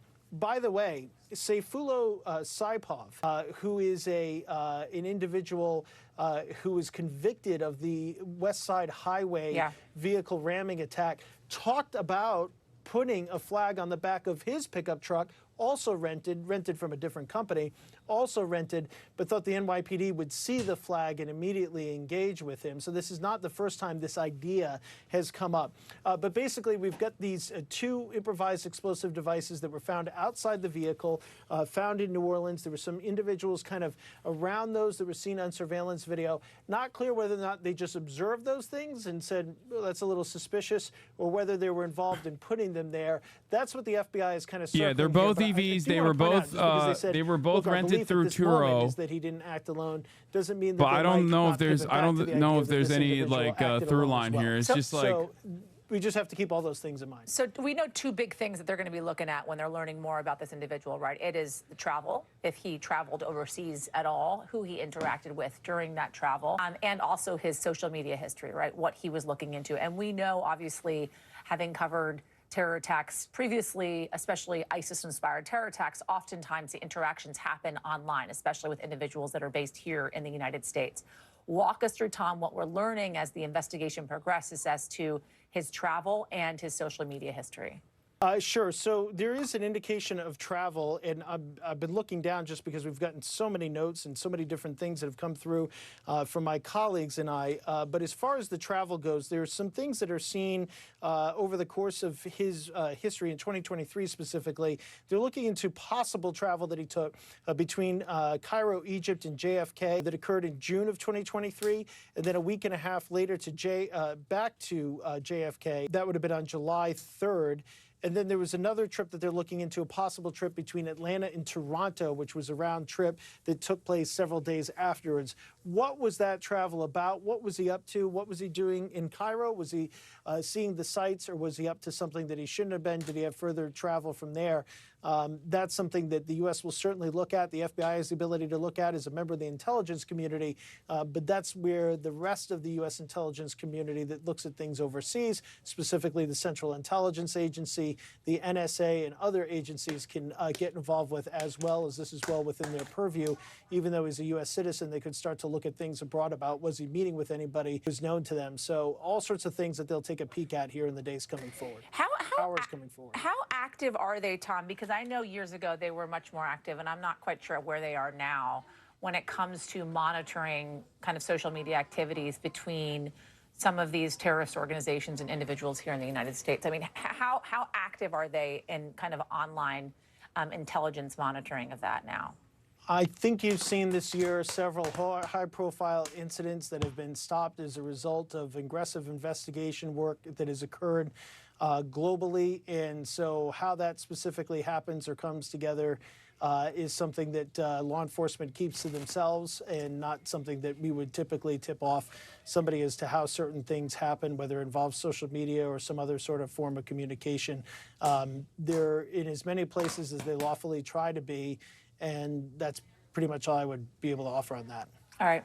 Tom Winter, I know you're going to be sticking with us throughout the hour. So for now, thank you for your reporting on that. I want to bring in now Robert D'Amico, a former supervisor with the FBI and founder of Sierra One Consulting. Remember, authorities revealing earlier today that they found an ISIS flag on the rental truck used in this attack. Rob, thanks for joining us on this. I appreciate it. We have some new reporting, as I've been talking to both Tom and Ken about this, contradicting what the FBI told us initially about the suspect not necessarily acting alone. And Tom said, you know, they could go back on this. There could be a lot of back and forth on this. And this is an active investigation. And we know with these types of things, it is swift moving and things change. Where do you expect to land, and how do you expect them to drill down on this? I expect them to land, you know, with the facts. The facts as they open the case and they start looking at phones and social media. I think one of the real key ones will be if they can get into his phone, if he had a phone on him, if they can break the code to get in there to look at the encrypted apps. That's where these people are communicating. Discord, Telegram, all these encrypted apps that the government really has a Is blind Discord spot on, encrypted? The fuck is encrypted about Discord? Regular social media, not as prevalent as it was before. The encrypted apps are where they do it. So I think that will be key if they can get in there. The facts that come out, this reminds me after 9/11. How is this guy a specialist? When something happens And then all of a sudden you start connecting everything. I'm a back to it, fucking like boomer, looking and at even the I shouldn't curse. and I it am may a be, like, heckin' you boomer. want to start off with it, And even I just know so if it Discord's does not have a encrypted. connection, that you're there and you're on top of it. And then once you can rule it out, you rule it out. Same thing with the video. I surmise that somehow they had seen this person, the deceased subject, with somebody or something that maybe tied it to him. So it turns out where a couple IEDs that were planted might have been by the dead subject were picked up with someone else there. They had to track them down to figure out that they weren't connected to this. It's really tough what you put out in a press conference, and maybe this person just wasn't, as in tune with. If you put something out like that, it really ramps things up. That you really have to monitor. You have to figure out what you're going to put out. Does it help the case or does it hurt it? So if they had a video like the Boston bombing, where they started putting it out, showing the subjects doing it, really helped the case out, that you have to weigh that back and forth. I got to ask you, though, considering the fact that you are former FBI, you had this FBI special investigator at this press conference essentially saying they believe that, in fact, the suspect was not acting alone when our reporting is indicating otherwise. Do you feel as if that was a bit of a jump for that FBI investigator, or is it are they trying to be as cautious as possible and making sure everybody is CNN update. Clarification from law enforcement officials. What are you learning? You want to be cautious. Yeah, Because well, the for one events of the that are things going on today. we have been focused on is the FBI certainly was looking at this surveillance video that at the time at least appeared to show that there were other people who may have been involved in placing devices in the French Quarter. Now we know that law enforcement now has determined that those people had nothing to do with this incident. At this point, it appears that those people seen on surveillance video did not have anything to do with placing devices in the French Quarter, that this suspect was solely responsible certainly for the attack, at least as we know it at this point. Now, we should make clear that the FBI is still looking at possible associates. They're trying to see whether there's anybody who may have been involved in helping to create the devices, the IEDs, whether those people, anybody who might have been involved in helping to plan the attack. But at this point, at least for on the part of the surveillance video, they now believe this is what look. It's not. I'm not even gonna say the police are like. This is just how it is. Okay, this is just how it is, especially with like information spreading super fast online in real-time news coverage. You were saying you didn't know, Lol? No, I also specifically stated even verified information that comes out initially might be wrong. So don't actually get hyper invested and develop an idea of what you think happened. I know there's no donut. I took it off. Don't immediately jump to conclusions and tug on certain strings to craft like convenient narratives because of even verified information that comes out initially.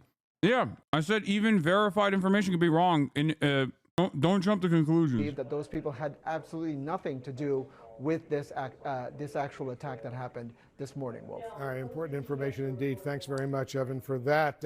Anyway, have you gone over your predictions yet? No, I don't have. He literally said this, chat, trying to get your gotcha moment. I know. It's ironic because I just said it too. I said it like right before this information came out. As well as a possible trip a few days later between Atlanta and Toronto. I know oftentimes it is incredibly important to look at the travel of these individuals that are suspected of terrorism, oftentimes inspired by terror organizations, not unlike ISIS, this one being, in fact, ISIS, it seems. What does that say to you? I mean, honestly, I wouldn't be surprised to find out that the Toronto trip had more relevance than the Egypt trip. This is a very painful lesson, I think, for us, because, initially when this incident happened, I think a lot of people jumped to the conclusion that this person was a foreign national, was a legal migrant, something like that. This person was an American. He was born in the United States. He was a U.S. military serviceman. And unfortunately, he fits exactly the profile of the kind of people that are being recruited by groups like ISIS right now. There is this trope about terrorism that is the other, is the foreigners, it is someone else. But in fact, these groups are able to recruit people from directly inside the United States. This person appears to be radicalized, from what we can tell, at least so far, this person appears to be radicalized inside the United States, right? So any trip to Egypt or whatnot, there's no telling whether it's actually relevant or not. Probably not. right? Most of these folks that do this, they're not going overseas to terrorist training camps in foreign countries. They're learning everything they need to do off the internet, right? Yeah. And it's very easy because there are terrorist training manuals that are put out by ISIS in English. You don't need to speak Arabic. You don't need to speak Urdu or Farsi or whatever. You can speak English, and it's very clear about what to do. It tells you to get in a car, I mean, he's not drive wrong. He's and ram right. people and kill them, exactly as this person did. So, you know, I hate to say it, but you didn't need to travel to any country outside the United States to do what this person did. And, you know, again, he fits the exact profile of a standard ISIS lone wolf recruit. I think we also have to be careful here about importing what this means about ISIS in general. I think the general reporting has been correct in the last few years that the threat from ISIS has somewhat subsided. The group has been under tremendous amounts of pressure. It has, you know, really suffered a lot of losses, including just recently, several senior leaders of the group were killed. A huge training camp was wiped out in Syria. You know, this group is definitely on the ropes, but that does not mean that they are unable to recruit individual people here or there who may be disturbed on their own. And if you look at the background of this particular individual, there's reason to believe that this person had problems that go far beyond just terrorism. And this person has multiple different possible domestic violence reports against him. This is someone who had personal problems as well. You know, so I think that's another thing. So none of that, by the way, we have confirmed, and I want to be clear with that. When you talk about domestic violence, those are things, obviously, that you are learning that we here at NBC News have not confirmed. But what we have confirmed is the fact that he actually served in the U.S. Army. He was active duty from 2006 to 2015 for 9 years. He was deployed in Afghanistan in 2009.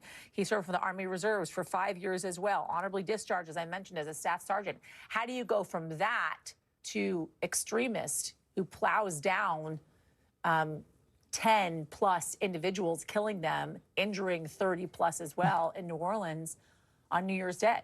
I think that's a very important question because, you know, again, ISIS did just come up yesterday. You know, ISIS, the highlight of ISIS, the big time of ISIS was almost 10 years ago, right? Why didn't he try to do something back then? And then the question is, well, maybe he wasn't radicalized back then. Something happened between now and then, and maybe it had nothing to do with ISIS. Maybe it had to do something with this individual particularly, individually, personally. Again, you have to look at a variety of different motivations when it comes to these folks.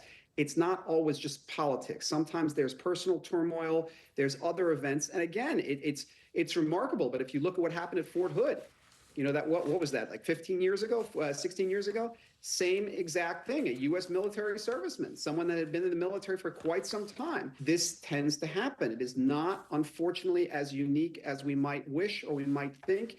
And again, it's a very painful lesson that if we look to people coming across the U.S. border as being evil or being terrorists, sometimes we miss the most obvious suspects who are right here inside U.S. borders already. Evan Coleman, if you will, stand by for me. With these details still pouring in minute to minute, the country's leaders, they are reacting, vowing to track down any co-conspirators. And some are making it political. I want to go to senior White House correspondent Gabe Gutierrez to talk more about this. Let's talk first about the reaction that we are getting from President Biden, along with President-elect Donald Trump. Gabe. Hi there, Yasmin. Well, yes, we've heard throughout the day from both President Biden and President-elect Trump. Not on camera from Trump, very briefly on camera from President Biden. Let's start with President Biden. He began the day in Wilmington, Delaware, and then he headed to Camp David. As he was boarding Air Force One, he briefly spoke with reporters, was asked several times about the origins of the suspect at the time and any details he knew about the investigation. He declined to comment, as the White House typically does at this early stage in the investigation. He did say his reaction was one of anger and frustration, but President Biden also said that he would be eager to talk more about this in a short time, presumably after he spoke more with some of his senior officials and we learned more information. But still, at this late hour now, we have not had any confirmation on any schedule change from the White House or whether President Biden may come out and address the cameras again. So right now, he's at Camp David, and we're waiting to hear whether he might speak out about this. As for President-elect Trump, he's here in South Florida. He spent much of the day at his International Golf Club here in Palm Beach County. We did hear from him earlier today in a social media post where he said several things about thanking the law enforcement officers that responded from the New Orleans Police Department. He also said that our hearts are with all of the innocent victims. Earlier in the post, he also talked about the crime rate in our country is at a level that no one has ever seen before. I will point out, Yasmin, that according to FBI statistics, that's incorrect. From 2022 to 2023, the violent crime rate in this country overall actually declined, although it did go up in certain cities, but overall it did decline. Now, President-elect Trump also saying that in his administration, he would pledge all support that he could to the city of New Orleans. But again, we're right now awaiting word from the White House on whether President Biden may speak once again. We do know that he has spent the day being briefed by top officials at the FBI and the Department of Homeland Security. And he has been briefed with them, and he also been briefed by them, excuse me, but he also spoke with the mayor of New Orleans and pledged full federal support.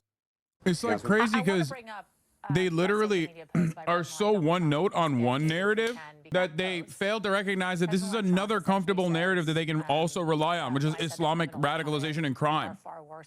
But because they're so hyper-focused on undocumented migrants, they just ended up cooking their propaganda opportunity when it first came out.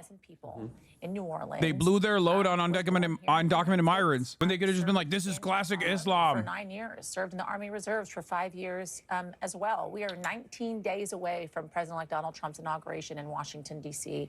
for his second term. What are the expectations as to how he's going to address this? Well, certainly, look, it's a question and an issue that Donald Trump has really focused on since the beginning of his political career, that of immigration. That was a posting on social media that he made much earlier in the day. At that time, with all this fast-moving information, there had been some reporting on other outlets potentially about a truck that this suspect may have been driving and whether it may have been near the Texas border. And so that led the president-elect to assume that potentially this suspect may have been from outside the country. That is an insane way to defend Donald Trump, by the way. This is manufacturing normalcy. Just, what do you mean? Oh, he's always been upset. He's always been very worried about immigration. No, he's a racist motherfucker. 2, well, the truck had Texas license plates, and maybe he saw that the truck was in Eagle Pass previously. Dude, what are you doing? Why are you defending him? Virtually everything he said is wrong. Why the fuck would you try to like normalize why he came up with that when you know why he came up with that narrative? Early on.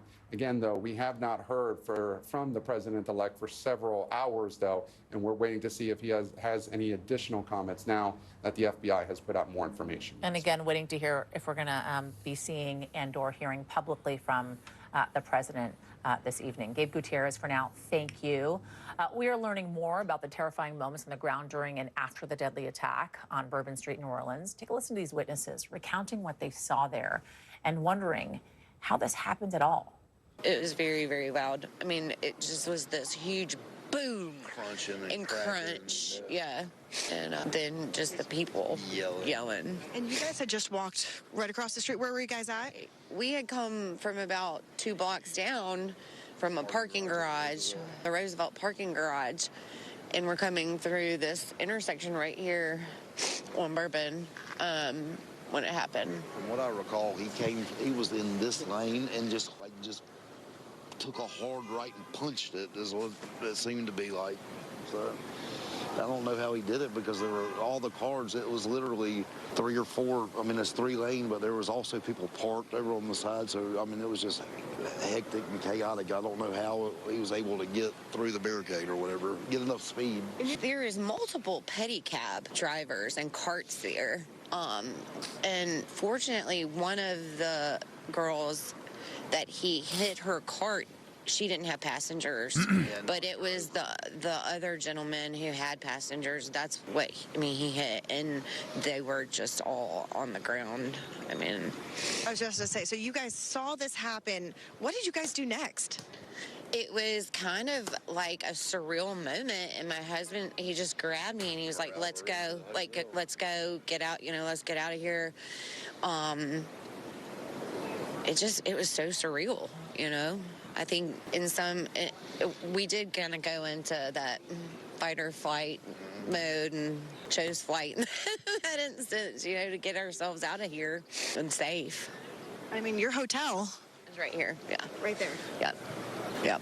And then our room, we looked directly out onto the street. So we kind of watched the aftermath and everything unfold. And the blood and to see the coroners. Because we didn't know how bad, you know, how bad it actually was. Didn't know how many people were there. Or, you know, to know that this guy had such ill intent, malicious, just awful intent to hurt innocent people is just, you know, unfathomable.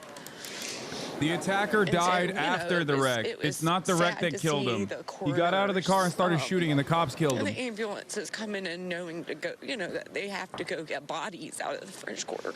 It is the emotions of the people that were there, witnesses, thankful that they survived that tragedy that they saw on Bourbon Street, but obviously having to live with what they saw and heard just a few hours ago after so many people died this morning in the early hours of 2025. Want to bring in Jesse Kirsch, who's on the ground for us in New Orleans as well, to kind of talk about all the people that are there right now and really some of the security lapses that took place possibly in preparation for the Super Bowl that's going to be happening there next month.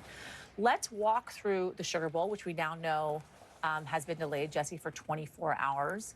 And some of what seems to be the construction that was happening, the repair that was happening to some of these barricades that were there to keep folks safe. Yeah, so Yasmin, let's start with the Sugar Bowl latest. So initially they said postponement of 24 hours, but we now know they've actually slid that timeline up a little bit. So the game is scheduled to be played now, we're told, at 4 p.m. Eastern time tomorrow. So about 20 hours, 19 and a half hours, somewhere in that range, if my math is correct. So they are doubling down, if you will, on the game being played tomorrow, moving the timeline up even a little bit. I'm gonna have our photographer pan over here. You can see all those barriers along the sidewalk. They appear to be made of concrete, something like that, very, very solid, the kind of thing you'd want trying to protect from a car. If you look at the ones that have a yellow strip across the top, those have been added. After 9/11, George W. Bush came out with a statement saying that it was patriotic to go out and shop and live your life at a time when there was unimaginable panic and like getting around in large gatherings because people thought any large gathering could be 9/11 style bombed, that like it was a patriotic thing. George W. Bush said it was patriotic to go out and shop, to go out and watch movies. More evidence. Military records show the pickup driver who killed at least 15 in New Orleans, Shamsuddin Bahar Jabbar, was in the U.S. Army from 2007 to 2015 and the Army Reserve from 2015 to 2020. He deployed to Afghanistan 2009 to 2010. Miss Taylor, thank you for the 10 gifted subs. Pieces, those bollards, those security elements, and authorities tell us that those bollards were down as they were being replaced. But in place of the bollards, we're told for New Year's Eve, there were police vehicles, police officers stationed to create a security presence in place of the missing bollards. But what authorities also told us is that there was not any number of bollards on the sidewalk itself. And the distinction to be made there is because, and I don't know if you've shown this video yet in this hour, I apologize if you have, but if you're able to cue it up, the video of the truck turning onto Bourbon Street. This is what police say, is that they had a plan and this suspect was able to get around it. That is what police have told us. When you watch the video, you can see how easily this truck was able to just make a little bit of a pivot around the police vehicle and get up on the sidewalk. Theoretically, bollards could have made a difference there. I'm not saying definitively they would have, but they were not there, and they are not normally there. So those weren't even pieces that were being repaired, and they forgot, for example, potentially to replace them with something. We're told that was not something they had accounted for, and I think that's a head-scratcher, Yasmin, because, you know, we work in a building that has bollards around a plaza, right? There are bollards on sidewalks in cities all over the country, and the fact that you were worried about the street itself but hadn't considered the possibility of needing them on the sidewalk, I think, leaves some needing of an explanation, which we have not gotten yet. Well, it's interesting because when you're on Bourbon Street, if, for instance, if you're going for Mardi Gras or whatever time it is that you're visiting, oftentimes, which you, I'm sure, well know, folks are walking up and down the streets. They're on the sidewalks. I mean, pedestrians are really everywhere, kind of taking place in the celebrations that are happening. So it's understandable as to why they would also want to protect the area in which cars are moving up and down. But we were actually showing the video, Jesse, while you were talking about it. And it's an interesting note that you say that despite the fact that they say Ballards could have, in fact, protected those individuals as that truck made that right turn, it seems, on to Bourbon Street, that they actually weren't even supposed to be there. So there was never even a plan, from what I'm hearing from you, that they were even ever going to be there, despite the fact that they very well could have protected folks from getting hurt.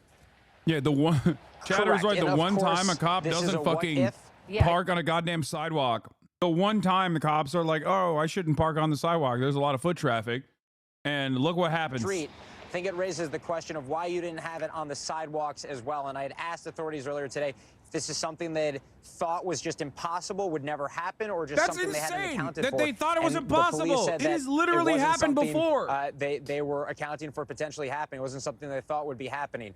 And I think it leaves, again, wanting for more explanation as to whether it was something that was debated and they ultimately decided they didn't need it, or if it wasn't even considered. And authorities at this point, have a lot of outstanding questions to answer.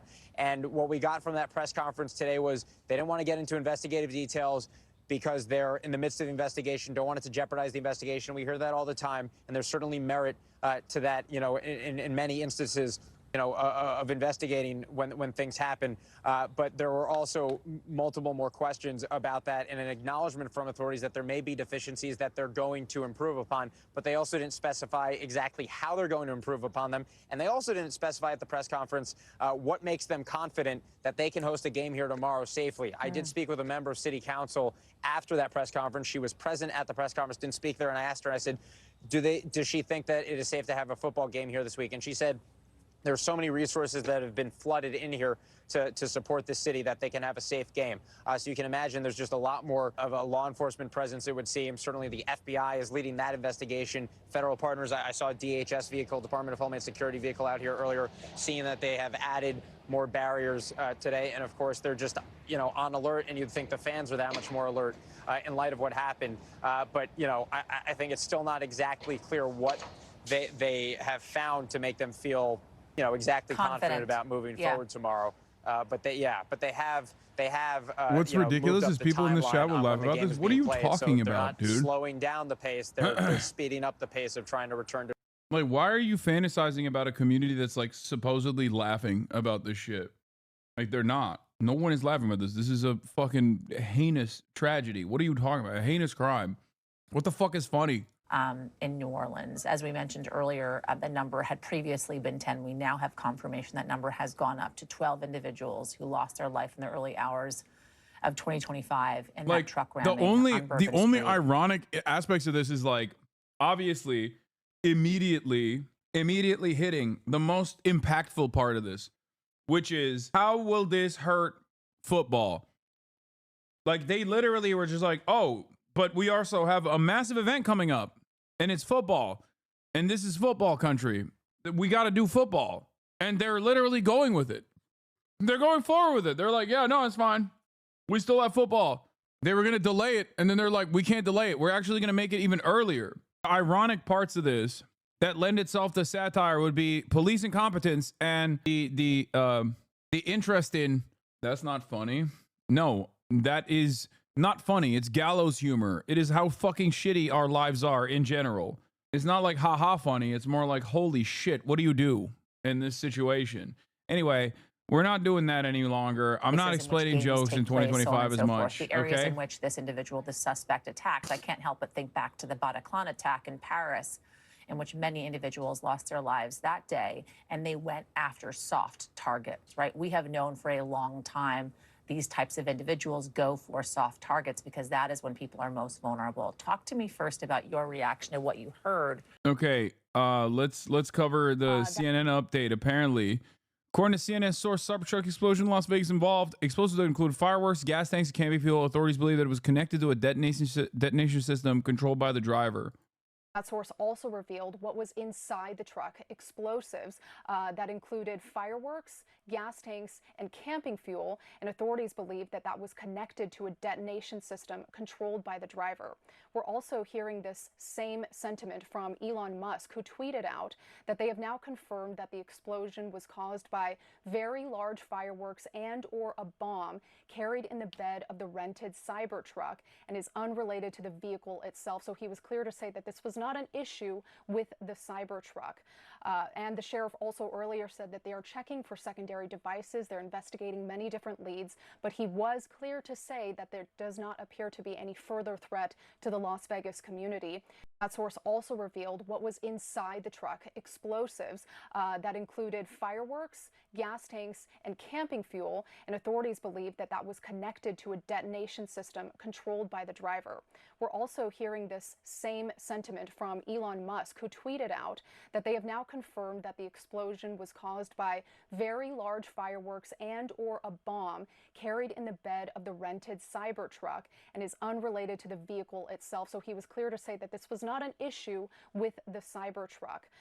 And the sheriff also earlier said that they are checking for secondary devices. They're investigating many different leads, but he was clear to say that there does not appear to be any further threat to the Las Vegas community. That source also revealed. Dude, what a fucking way to start the new year. Like, it's actually insane. We're so fucking cooked. We're so goddamn cooked. America's already supercharged into overreacting to shit that doesn't deserve a reaction at all.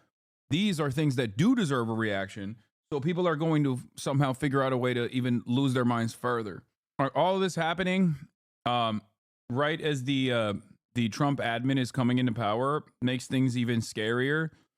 Fox reading statement from Trump. The former president said criminals coming in his statement, meaning into our country. To be clear, the suspect was born in the United States. He served in the United States Army. He was a veteran. Donald Trump put out a statement on social media earlier today that reads as follows. When I said that the criminals coming in are far worse than the criminals we have in our country, that statement was constantly refuted by Democrats and the fake news media, but it turned out to be true. The crime rate in our country is at a level that nobody has ever seen before. Our hearts are with all the innocent victims and their loved ones, including the brave officers of the New Orleans Police Department. The Trump administration will fully support the city of New Orleans as they investigate and recover from this act of pure evil. Now, the former president said criminals coming in his statement, meaning into our country. But to be clear, Molly and Brian, the suspect was born in the United States.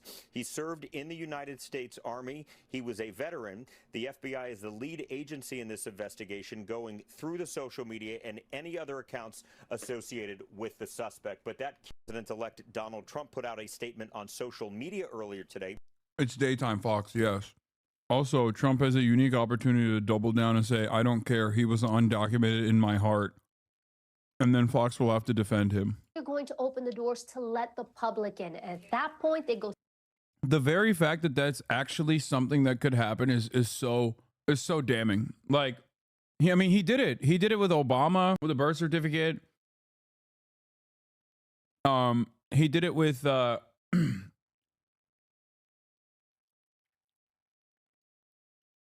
he did it with Obama with the birth certificate shit.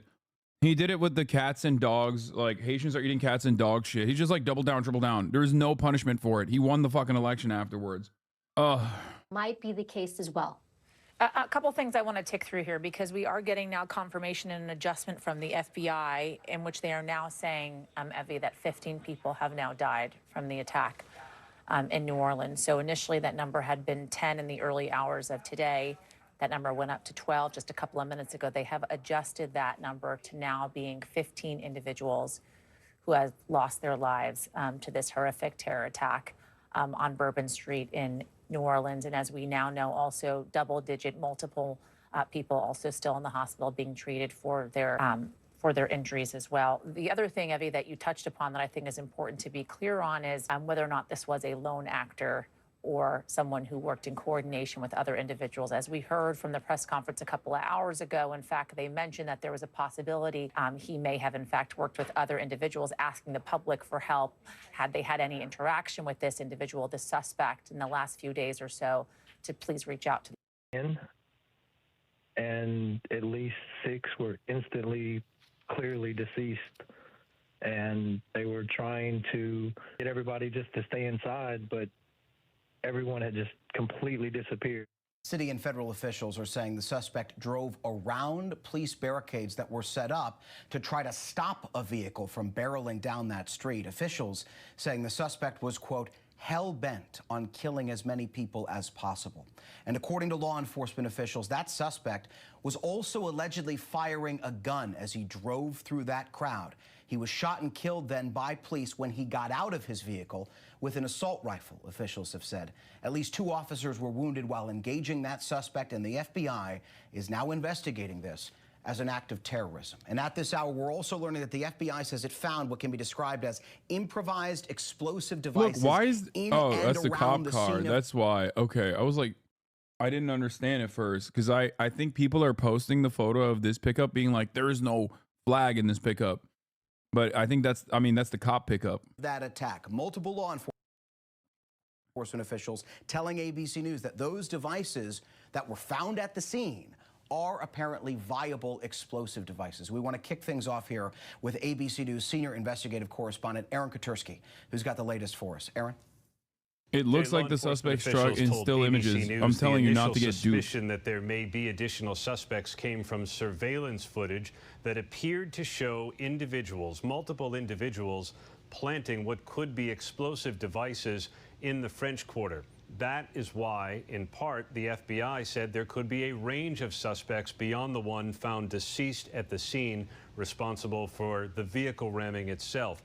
Authorities ran down some of the individuals that were seen in that footage and ran down some of the objects seen in that footage and determined that they may have been innocent bystanders. But there is still a concern based on social media and other evidence that authorities are gathering that there could be additional suspects as part of this. They've been interviewing. I'm telling you, it could possibly be. Oh, they went to his house.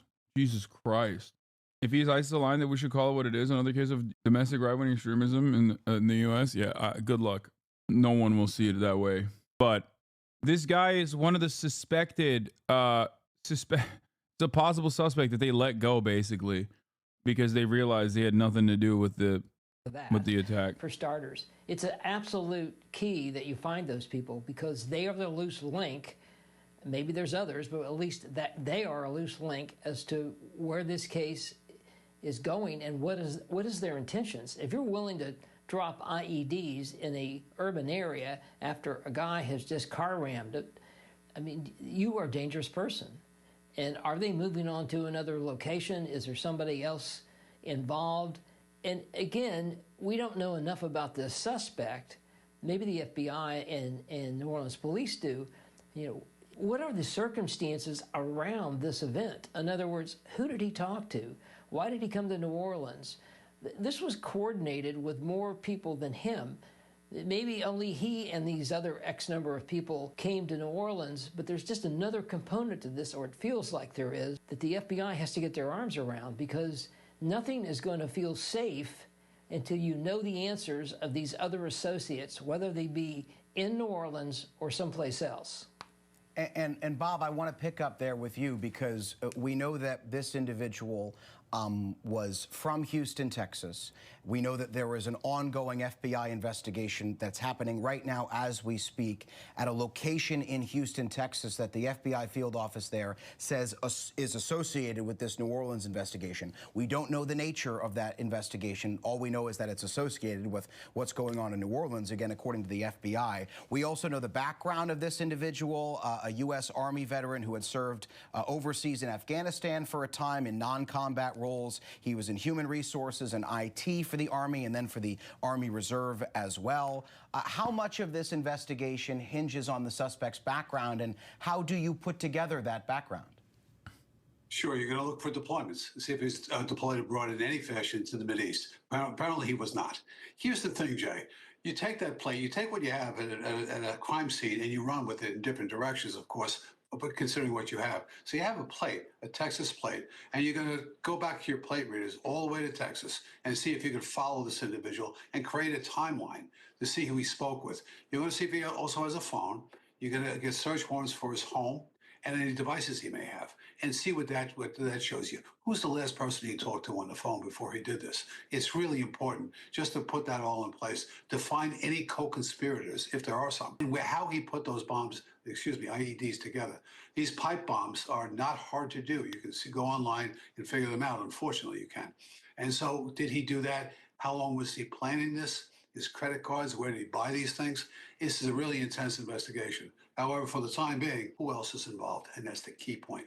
Brad, the method of this attack, a vehicle used as the primary weapon, although the suspect was also shooting out of the vehicle as he drove down Bourbon Street, but a vehicle used as the primary weapon. Pipe bombs created, as our Aaron Katersky has reported, appearing to be built to inflict the most damage. The weapons that were used here, what does that say to you about the suspect and his motive? That clearly this is driven by some outfit probably like ISIS. I mean, this is what ISIS teaches lone actors to do. Use cars, use guns, use explosives. He used all three. But Jay, anyone that can get to the place in their life where they're willing to just literally drive over people, shoot them, and then blow them up, clearly has dehumanized everyone that doesn't believe whatever his beliefs are. I mean, unless you're completely insane, and I'm going to guess he wasn't, that's what you have here. And so that then becomes the problem in stopping these, and that's why we've talked a lot today about preventing the ability to do this. Obviously, he figured out a way around it. It's a security flaw that everyone agrees with today. But the point being, that's what you have here. And that's why these lone actors are so dangerous, because if you don't know about the tentacles that are around him, and we don't know what those are, in other words, other players, other associates, maybe other weapons, how'd you build the pipe pumps, all that stuff, it really creates a desperateness and a safety issue for nothing else, events that are coming up in the next day or two. Bob, as the former NYPD chief of detectives, someone who has had to protect a major American city, it would seem to me that New Orleans has two challenges at this hour. One is, of course, this ongoing urgent investigation and determining if this suspect was working with anyone who is still in the city of New Orleans, which, again, we do not know the answer to at this hour, although the FBI has said they do not believe he acted alone, whatever that means in terms of this investigation. And then the other challenge is that they've got the Sugar Bowl, which has been rescheduled now until tomorrow. They've got the Super Bowl in February, and it comes at a time where this country has had a heightened threat environment. What do they need to do in order to secure those two massive events? So the investigation itself is under the purview of the FBI, and they're in support of the FBI at this point. But they have to target hard their city. They went out of the way to state how safe the city is right now, and how safe it's going to be the Super Bowl and the Sugar Bowl, which is tomorrow afternoon, from what I understand. So there'll be some serious target hardening there. Much more clamped down to what we saw last night. Those bollards that were ineffective, and the fact that they didn't have anything on the sidewalk will change on Bourbon Street. I can guarantee you that if they open up the Bourbon Street for the Super Bowl, and I'm sure they will. It's an economic driver. So these are the things they have to do: restore public trust and understand that they can defend the city. And I think they can. They just got caught out of nowhere with this sidewalk issue. Was let them do this. These lone wolves and these terrorist things, they come out of nowhere. And a lot of times you don't see them coming. This particular individual, 42 years old, he was on the old side for a terrorist, but to be perfectly honest. And his resources, how were they met? What was he doing for a living? Who was supporting this? And what put him on this road to radicalization? That has to be figured out. But right now, New Orleans has to get public trust back so they can protect the city. Yeah, Bob, I want to drill down on that sidewalk thing, because to our viewers, what Bob is referring to is the fact that according to New Orleans police, they had a police vehicle that was parked at the entrance to Bourbon Street, meaning that you couldn't drive a car down the street unless you were to hit that police vehicle. Chatter's talking about ballers on Bourbon Street. There's apparently there aren't ballers on the sidewalk. And then onto the street. It's grisly, but I guess my question to you is, Bob, what do you make of that? Is that a security failure that sidewalk is not blocked in a similar way that the street was? Sure, and then you could certainly, and I think the chief said that it was a security lapse. They should have had something there. And you could put a concrete block there, a concrete planter. There's all kinds of things you could do at that location to target hard so that doesn't happen. We had something, Jay, very similar to this in 2017. a terrorist attack on the West Side Highway and another attack in Times Square, and both that same year. The city investigated heavily in its infrastructure on securing those bollards. Bro. Suspect in New Orleans terror attack made a series of video recordings while driving from Texas to Louisiana. In the videos, the suspect says he first planned to gather his family with the intention of killing them, but then decided to join ISIS instead. Dude, come on. Bro, this is like the fucking loony bin. We have a serious and very severe mental health crisis in this country. Oftentimes the trigger point being material issues, but also family court. Okay, we have to study the minds of people who have literally considered themselves victim to family court. We have to shut down family court until we figure out what the hell is going on. Okay, but how the fuck did the FBI miss this guy? The way the FBI misses this guy is because the FBI is not the guy talking to him. Normally, if you're talking to an ISIS guy online, okay, you're most likely talking to an FBI guy. Especially when they start telling you like, oh, my friend, you know, put down the chicken breast and join the jihad, bro. There's some Tenorite that I can let you purchase. Here's some Tenorite that I left at this coordinate. Please go pick it up. It would be sick if you used it to blow shit up. And then you go to pick up the Tenorite and the FBI stops you. And then they go, we've apprehended a terror attack. That's usually how it works. Okay. Yeah. Put down the chicken wings and join the jihad, bro. It's just crazy that like, he was like, oh, dude, on the one hand, I could just kill my entire family because I'm fucking insane. On the other hand, I can join global jihad. It's like, those are the options, dude. How about the third option of not doing any of that? There is other options out there. It's called not doing any of that. What a fucking insane motive.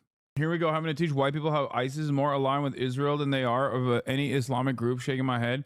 I know. Yeah, I mean, the more you find out about this dude's profile and background, the more you realize that maybe divorce court was it is insane, almost like it was made up. I mean, if there's video, you'll see it. Like, it's from CNN. Even 9/11 had more motive than this fucking freak. Yeah, I mean, dude. First of all, the guy was just like, you know what? Either I do serial killing on my family or I join ISIS. Like, that's a psychotic thing. It just doesn't, I don't think his heart was in it at all for the ISIS shit. Not that it fucking matters. It's obviously he was an incredibly psychotic, violent individual. I just don't understand how the timeline doesn't make sense. The timeline doesn't make sense at all. Like, what, he radicalized and quote unquote joined ISIS? Like, he said the Shahada on the way from fucking Texas to Louisiana a week prior. Like, that's not how this works. You know what I mean? That seems weird as fuck. That seems incredibly fishy. And I'm going to be, again, very charitable and say that this is most likely a misunderstanding. If he was radicalized and joined ISIS, he probably did it way before he just decided to travel from Texas by EV to Louisiana, which is also weird.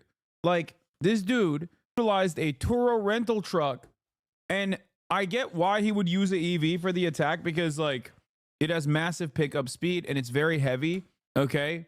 But how the heck did he use an EV to go from Texas to Louisiana? How many points did he have to stop at? That's like maximum 250 miles. Every 250 miles, he has to stop and recharge for the past couple of hours, you know, just like sit there. He'd been planning this and driving for 4 years. Oh, wait, what? That's where the videos are from? Okay, that makes a little bit more sense than with the ISIS, he joined ISIS thing. You know what I mean? Like, if he has like 4 years worth of videos that he shot, but that still doesn't make sense because in 2021, he was still very much online. After 2 to 3 years of no online presence, he goes to this, suddenly converting in a few months and posting on his way after years of online silence, mandatory mental health checkup for veterans.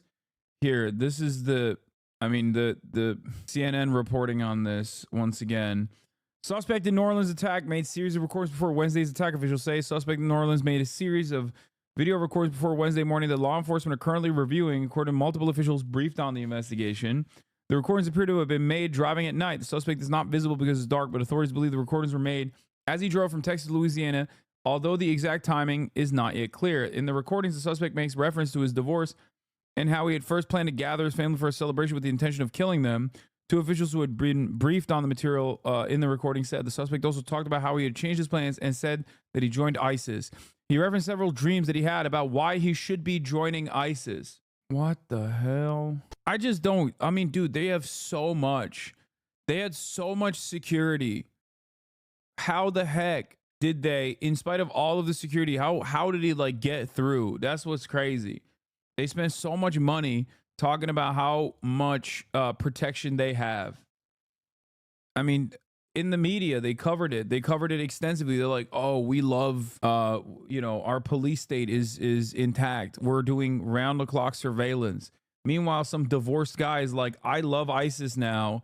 I'm going to do a terror attack. He rents out an electric vehicle pickup truck, Ford F-150 Lightning, which is, which has a very limited range in comparison to a gas-powered vehicle that you could just kind of very quickly refill. Guy is like, I'm a victim of divorce court. I'm a victim of family court. And I have two options, like mass murder my family or ISIS. And I think I'm choosing ISIS. It's so insane. I know why he would use an EV, because it does more damage. I know. And it's quiet. And also on top of that, it has incredible acceleration. Very normal, well-spoken person. So something happened here, and we have not really heard much about. Yeah, something happened. The something is family court. But how did the ISIS stuff play a role in his life? That's what I don't understand. This horrific attack. All right, Ken Delanian, for now, I'm going to ask you to stand by once again, my friend. I know you're going to be following all the developments for us. It's obvious that something happened here is probably family court. For just a moment, we have multiple law enforcement sources. But how do you go from family court victim to ISIS guy? He is very well spoken. He doesn't look like he's an insane guy who's going to do something insane. In the videos that you saw, dude, his background. Okay, listen to me. His background and the media, the social media footprint he has is not consistent with like a loner psycho. Okay, like even when you look at Stephen Paddock, there's a lot that's like weird with his background. You know what I mean? He's a serial gambler. One might even call a professional gambler. All this stuff, or any number of different like white supremacist shooters. They're always like loners, weirdos. They don't have their shit together. There's no place where you can like look to the background of a guy like this. And I have yet to see anything, with I guess the exception of these potential self-taped recordings that CNN claims is out there, but you can't really see him. I don't see anything in his background that makes sense at all. Like even with Luigi Mangione, right? Luigi Mangione is unique in the sense that his background does not fit the profile of someone who go out and do a murder, right? At all, which is why it broke a lot of people's brains. Having said that, however, there is obviously a through line. There is obviously a point of radicalization for Luigi Mangione, allegedly in this alleged murder that he allegedly committed, even though we think he didn't. Okay, there is a motive that you can attribute to the suspect, a point of radicalization that you can point to within this suspect's history. With this guy, it's literally normal guy, veteran, military guy, has like YouTube videos about how he's a real estate guy who will help you out. All of it is like normal. And then out of nowhere, it's like ISIS. How did that happen? I need to understand how that happened. And I think one thing that you could point to is obviously the divorce. Elon said Turo is sussy. Yeah, that's the reason why he's saying Turo is sussy, is because he wants to shift the attention away from any kind of Cybertruck related incident being brought back to Cybertruck. He already has enough issues with Cybertruck, whether it be major recalls, whether it be the fact that they are they've lost value tremendously and people just don't want them because there's a litany of different issues, complications with Cybertrucks. He just wants no additional bad people on Tesla products, but especially Cybertrucks. He's getting it regardless. I suspect that's the reason why he's like, oh, look away from the Cybertruck. Anyway, the other part of the problem with ISIS is that what the hell is ISIS at this point? Even at its peak, in its inception, we know what ISIS is, okay? A State Department project to a certain degree. We know what has happened to ISIS throughout time by way of American allies in the region. Okay. The guy, ISIS and Al Qaeda both, obviously remnants of American, British colonial interests in the region. Okay. The point of radicalization still comes back to the CIA. What's really interesting, however, is that Syria is now being run by a former Al Qaeda guy. So clearly, it's not like ISIS is what it once was. And even when it was at its peak, it was still very much directly linked back to the American State Department. But right now, there is no real ISIS-K, I guess, but that's it. Grasping at straws? You're grasping for air? Wait, what do you mean I'm grasping at straws? And as far as I understand, like there can be numerous points of radicalization, and a guy that like somehow found ISIS material online, but like, what is ISIS? It's not like ISIS is popping right now. Does that make sense? There is no unifying factor for ISIS. Where is the ISIS? That's why it's like so weird. That's what makes this extra weird, that this is not exactly a pivotal moment for this activity where like they're not even like a dormant movement. It is almost entirely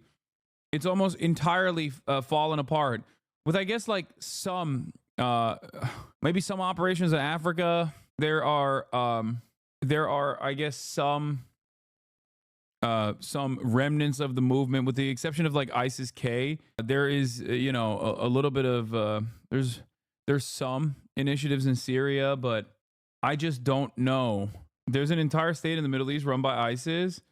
Okay, excuse me, sir. What you mean is HTS, which is not ISIS, but Al Qaeda, and also former. Okay, they went woke. They did DE-ISIS, so very different. But even then, like, okay, you can turn around and say, the former Al Qaeda movement that is now running the Syrian state. What the fuck would they do an American terror attack, dude? Even if they were somehow linked, which I'm not saying they are. They probably aren't. Why would they? Yeah, why would Al Jelani, now Jelonsky, turn around and be like, oh, by the way, I shaved pieces of my beard. I wear a suit now, and I read Dare Najimoglu's copy of How Nations Fail, and now have a profound ability to understand that institutional legitimacy is one of the most important aspects of good governance. But also, we're going to do a fucking random New Year's Eve terror attack? Like, what are you, crazy? That makes no sense. Why would they mess up the bag when they have the bag? Yeah, ISIS hasn't claimed the attack because there's nobody to claim it. Me when the terrorist org does a terrorism. Anyway, let's see. Before he ends his presidency, his first term as president of the United States, mere 2.5 weeks away from walking away from the White House. And Gabe, certainly it is a tough way to end his administration, I imagine. Yeah, certainly. Look, the last several weeks have been difficult for President. This dude probably just found some wacko stuff online, pretending to be ISIS, got duped. Okay, but the wacko stuff online pretending to be ISIS is 100% of the time federal agents trying to entrap someone that they can, one, initially radicalize, and then two, give logistical support to, and three, apprehend before the deed is done, so they can actually turn around and say, we did it again. The surveillance state is supreme. That's usually how it goes. So either it was one of those guys, but then they couldn't stop him, or it was not one of those guys at all. You know what I mean? And for the record, if you're confused about what I'm saying, the FBI especially has a long track record in the post 9/11 universe of routinely entrapping and finding intellectually disabled teenagers online, many of which of Muslim background, and then radicalizing them, and then giving them pointing them in the direction of weapons or explosive material, only to stop them. Is a honeypot scheme. Anyway, Biden will be delivering a statement shortly.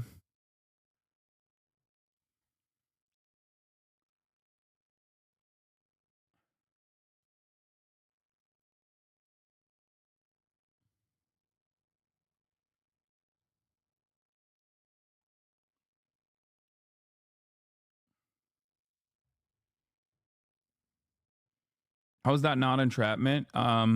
You can do that if it's happening during the war on terror. If it's happening during the war on terror, you can do that. They let you do it. Tom, what's the status of things now? I mean, they even there were numerous instances where like FBI and the FBI and numerous intelligence agencies certainly put their hand on the scale a little bit with even white supremacist acts of domestic terror. Not that they needed to do that, because there's plenty of operational white supremacist terror cells in this country. He drove for 3 blocks, Lester. Imagine this. 3 a.m. Images show police outside an address which is believed to belong to the New Orleans attack suspect. Killed at least 15 people so far. That number is Okay, hold on. A property. You're watching Sky News, taking you straight to Texas. These are live helicopter shots of a property in Houston, which is believed to be the suspect's address in that terrible carnage in New Orleans. Leave it to a certain peaceful religion. I mean, this is also the other reason, right? This is also the other reason. This kind of stuff works really well for a lot of guys who, say stuff like the Draw Muhammad contest. Like people who are a certain peaceful religion. It's like, dude, in 2025, if you still think that people are like doing acts of violence because of religion, I don't know what to tell you. I suspect that you don't feel that same way about Israel, right? Which you shouldn't, because Israel's actions are not due to Judaism. Neither is like these kinds of incidents. These kinds of incidents have anything to do with Islam. Okay? It's remarkable that it's never about Christianity, by the way. When you have a Christian white supremacist domestic terrorist, that's never because of Christianity, which, by the way, it isn't. It isn't because of Christianity. Like, just so you understand. It's just that these people never actually think it's because of Christianity. Christianity is never a point of radicalization or a reasoning for the violence. They have a way of conceptualizing that violence through different points of radicalization. They just never offer it or extend it to, non-white actors in general. But once again, I am not a person that says Christianity is the point of radicalization, or Judaism is the point of radicalization, or Islam is the point of radicalization. I'm consistent on this, okay? A pickup truck drove into the crowds and killed 15 people. As you can see, a lot of activity on the ground there as police officers, FBI, and also it looks like potentially a bomb disposal unit descend on that address, Crescent Park Drive and Hugh Road, in Houston in Texas. The US Army veteran with an ISIS flag on his truck, we now know, swerved around makeshift barriers to drive into the crowds in the French Quarter of New Orleans early in the morning of New Year's Day, killing 15 people in an attack officials believe was now carried out with the help of others. The suspect has been identified, Shamsud Din Jabbar, 42 years old. We know he's a US citizen from Texas who once served in Afghanistan. Yeah, we already covered this, but it's, again, looks like the FBI jumped the gun saying there was more than one person involved. Yeah, they were just innocent bystanders. The video that was reviewed by law enforcement that reportedly appeared to show potential accomplices dragging explosive devices does not show the suspect's accomplices, but rather innocent bystanders. Imagine surviving a fucking terror attack and then getting terrorized only a couple hours later by the state because they think you were being suspicious. That's crazy. Damn, this guy's good.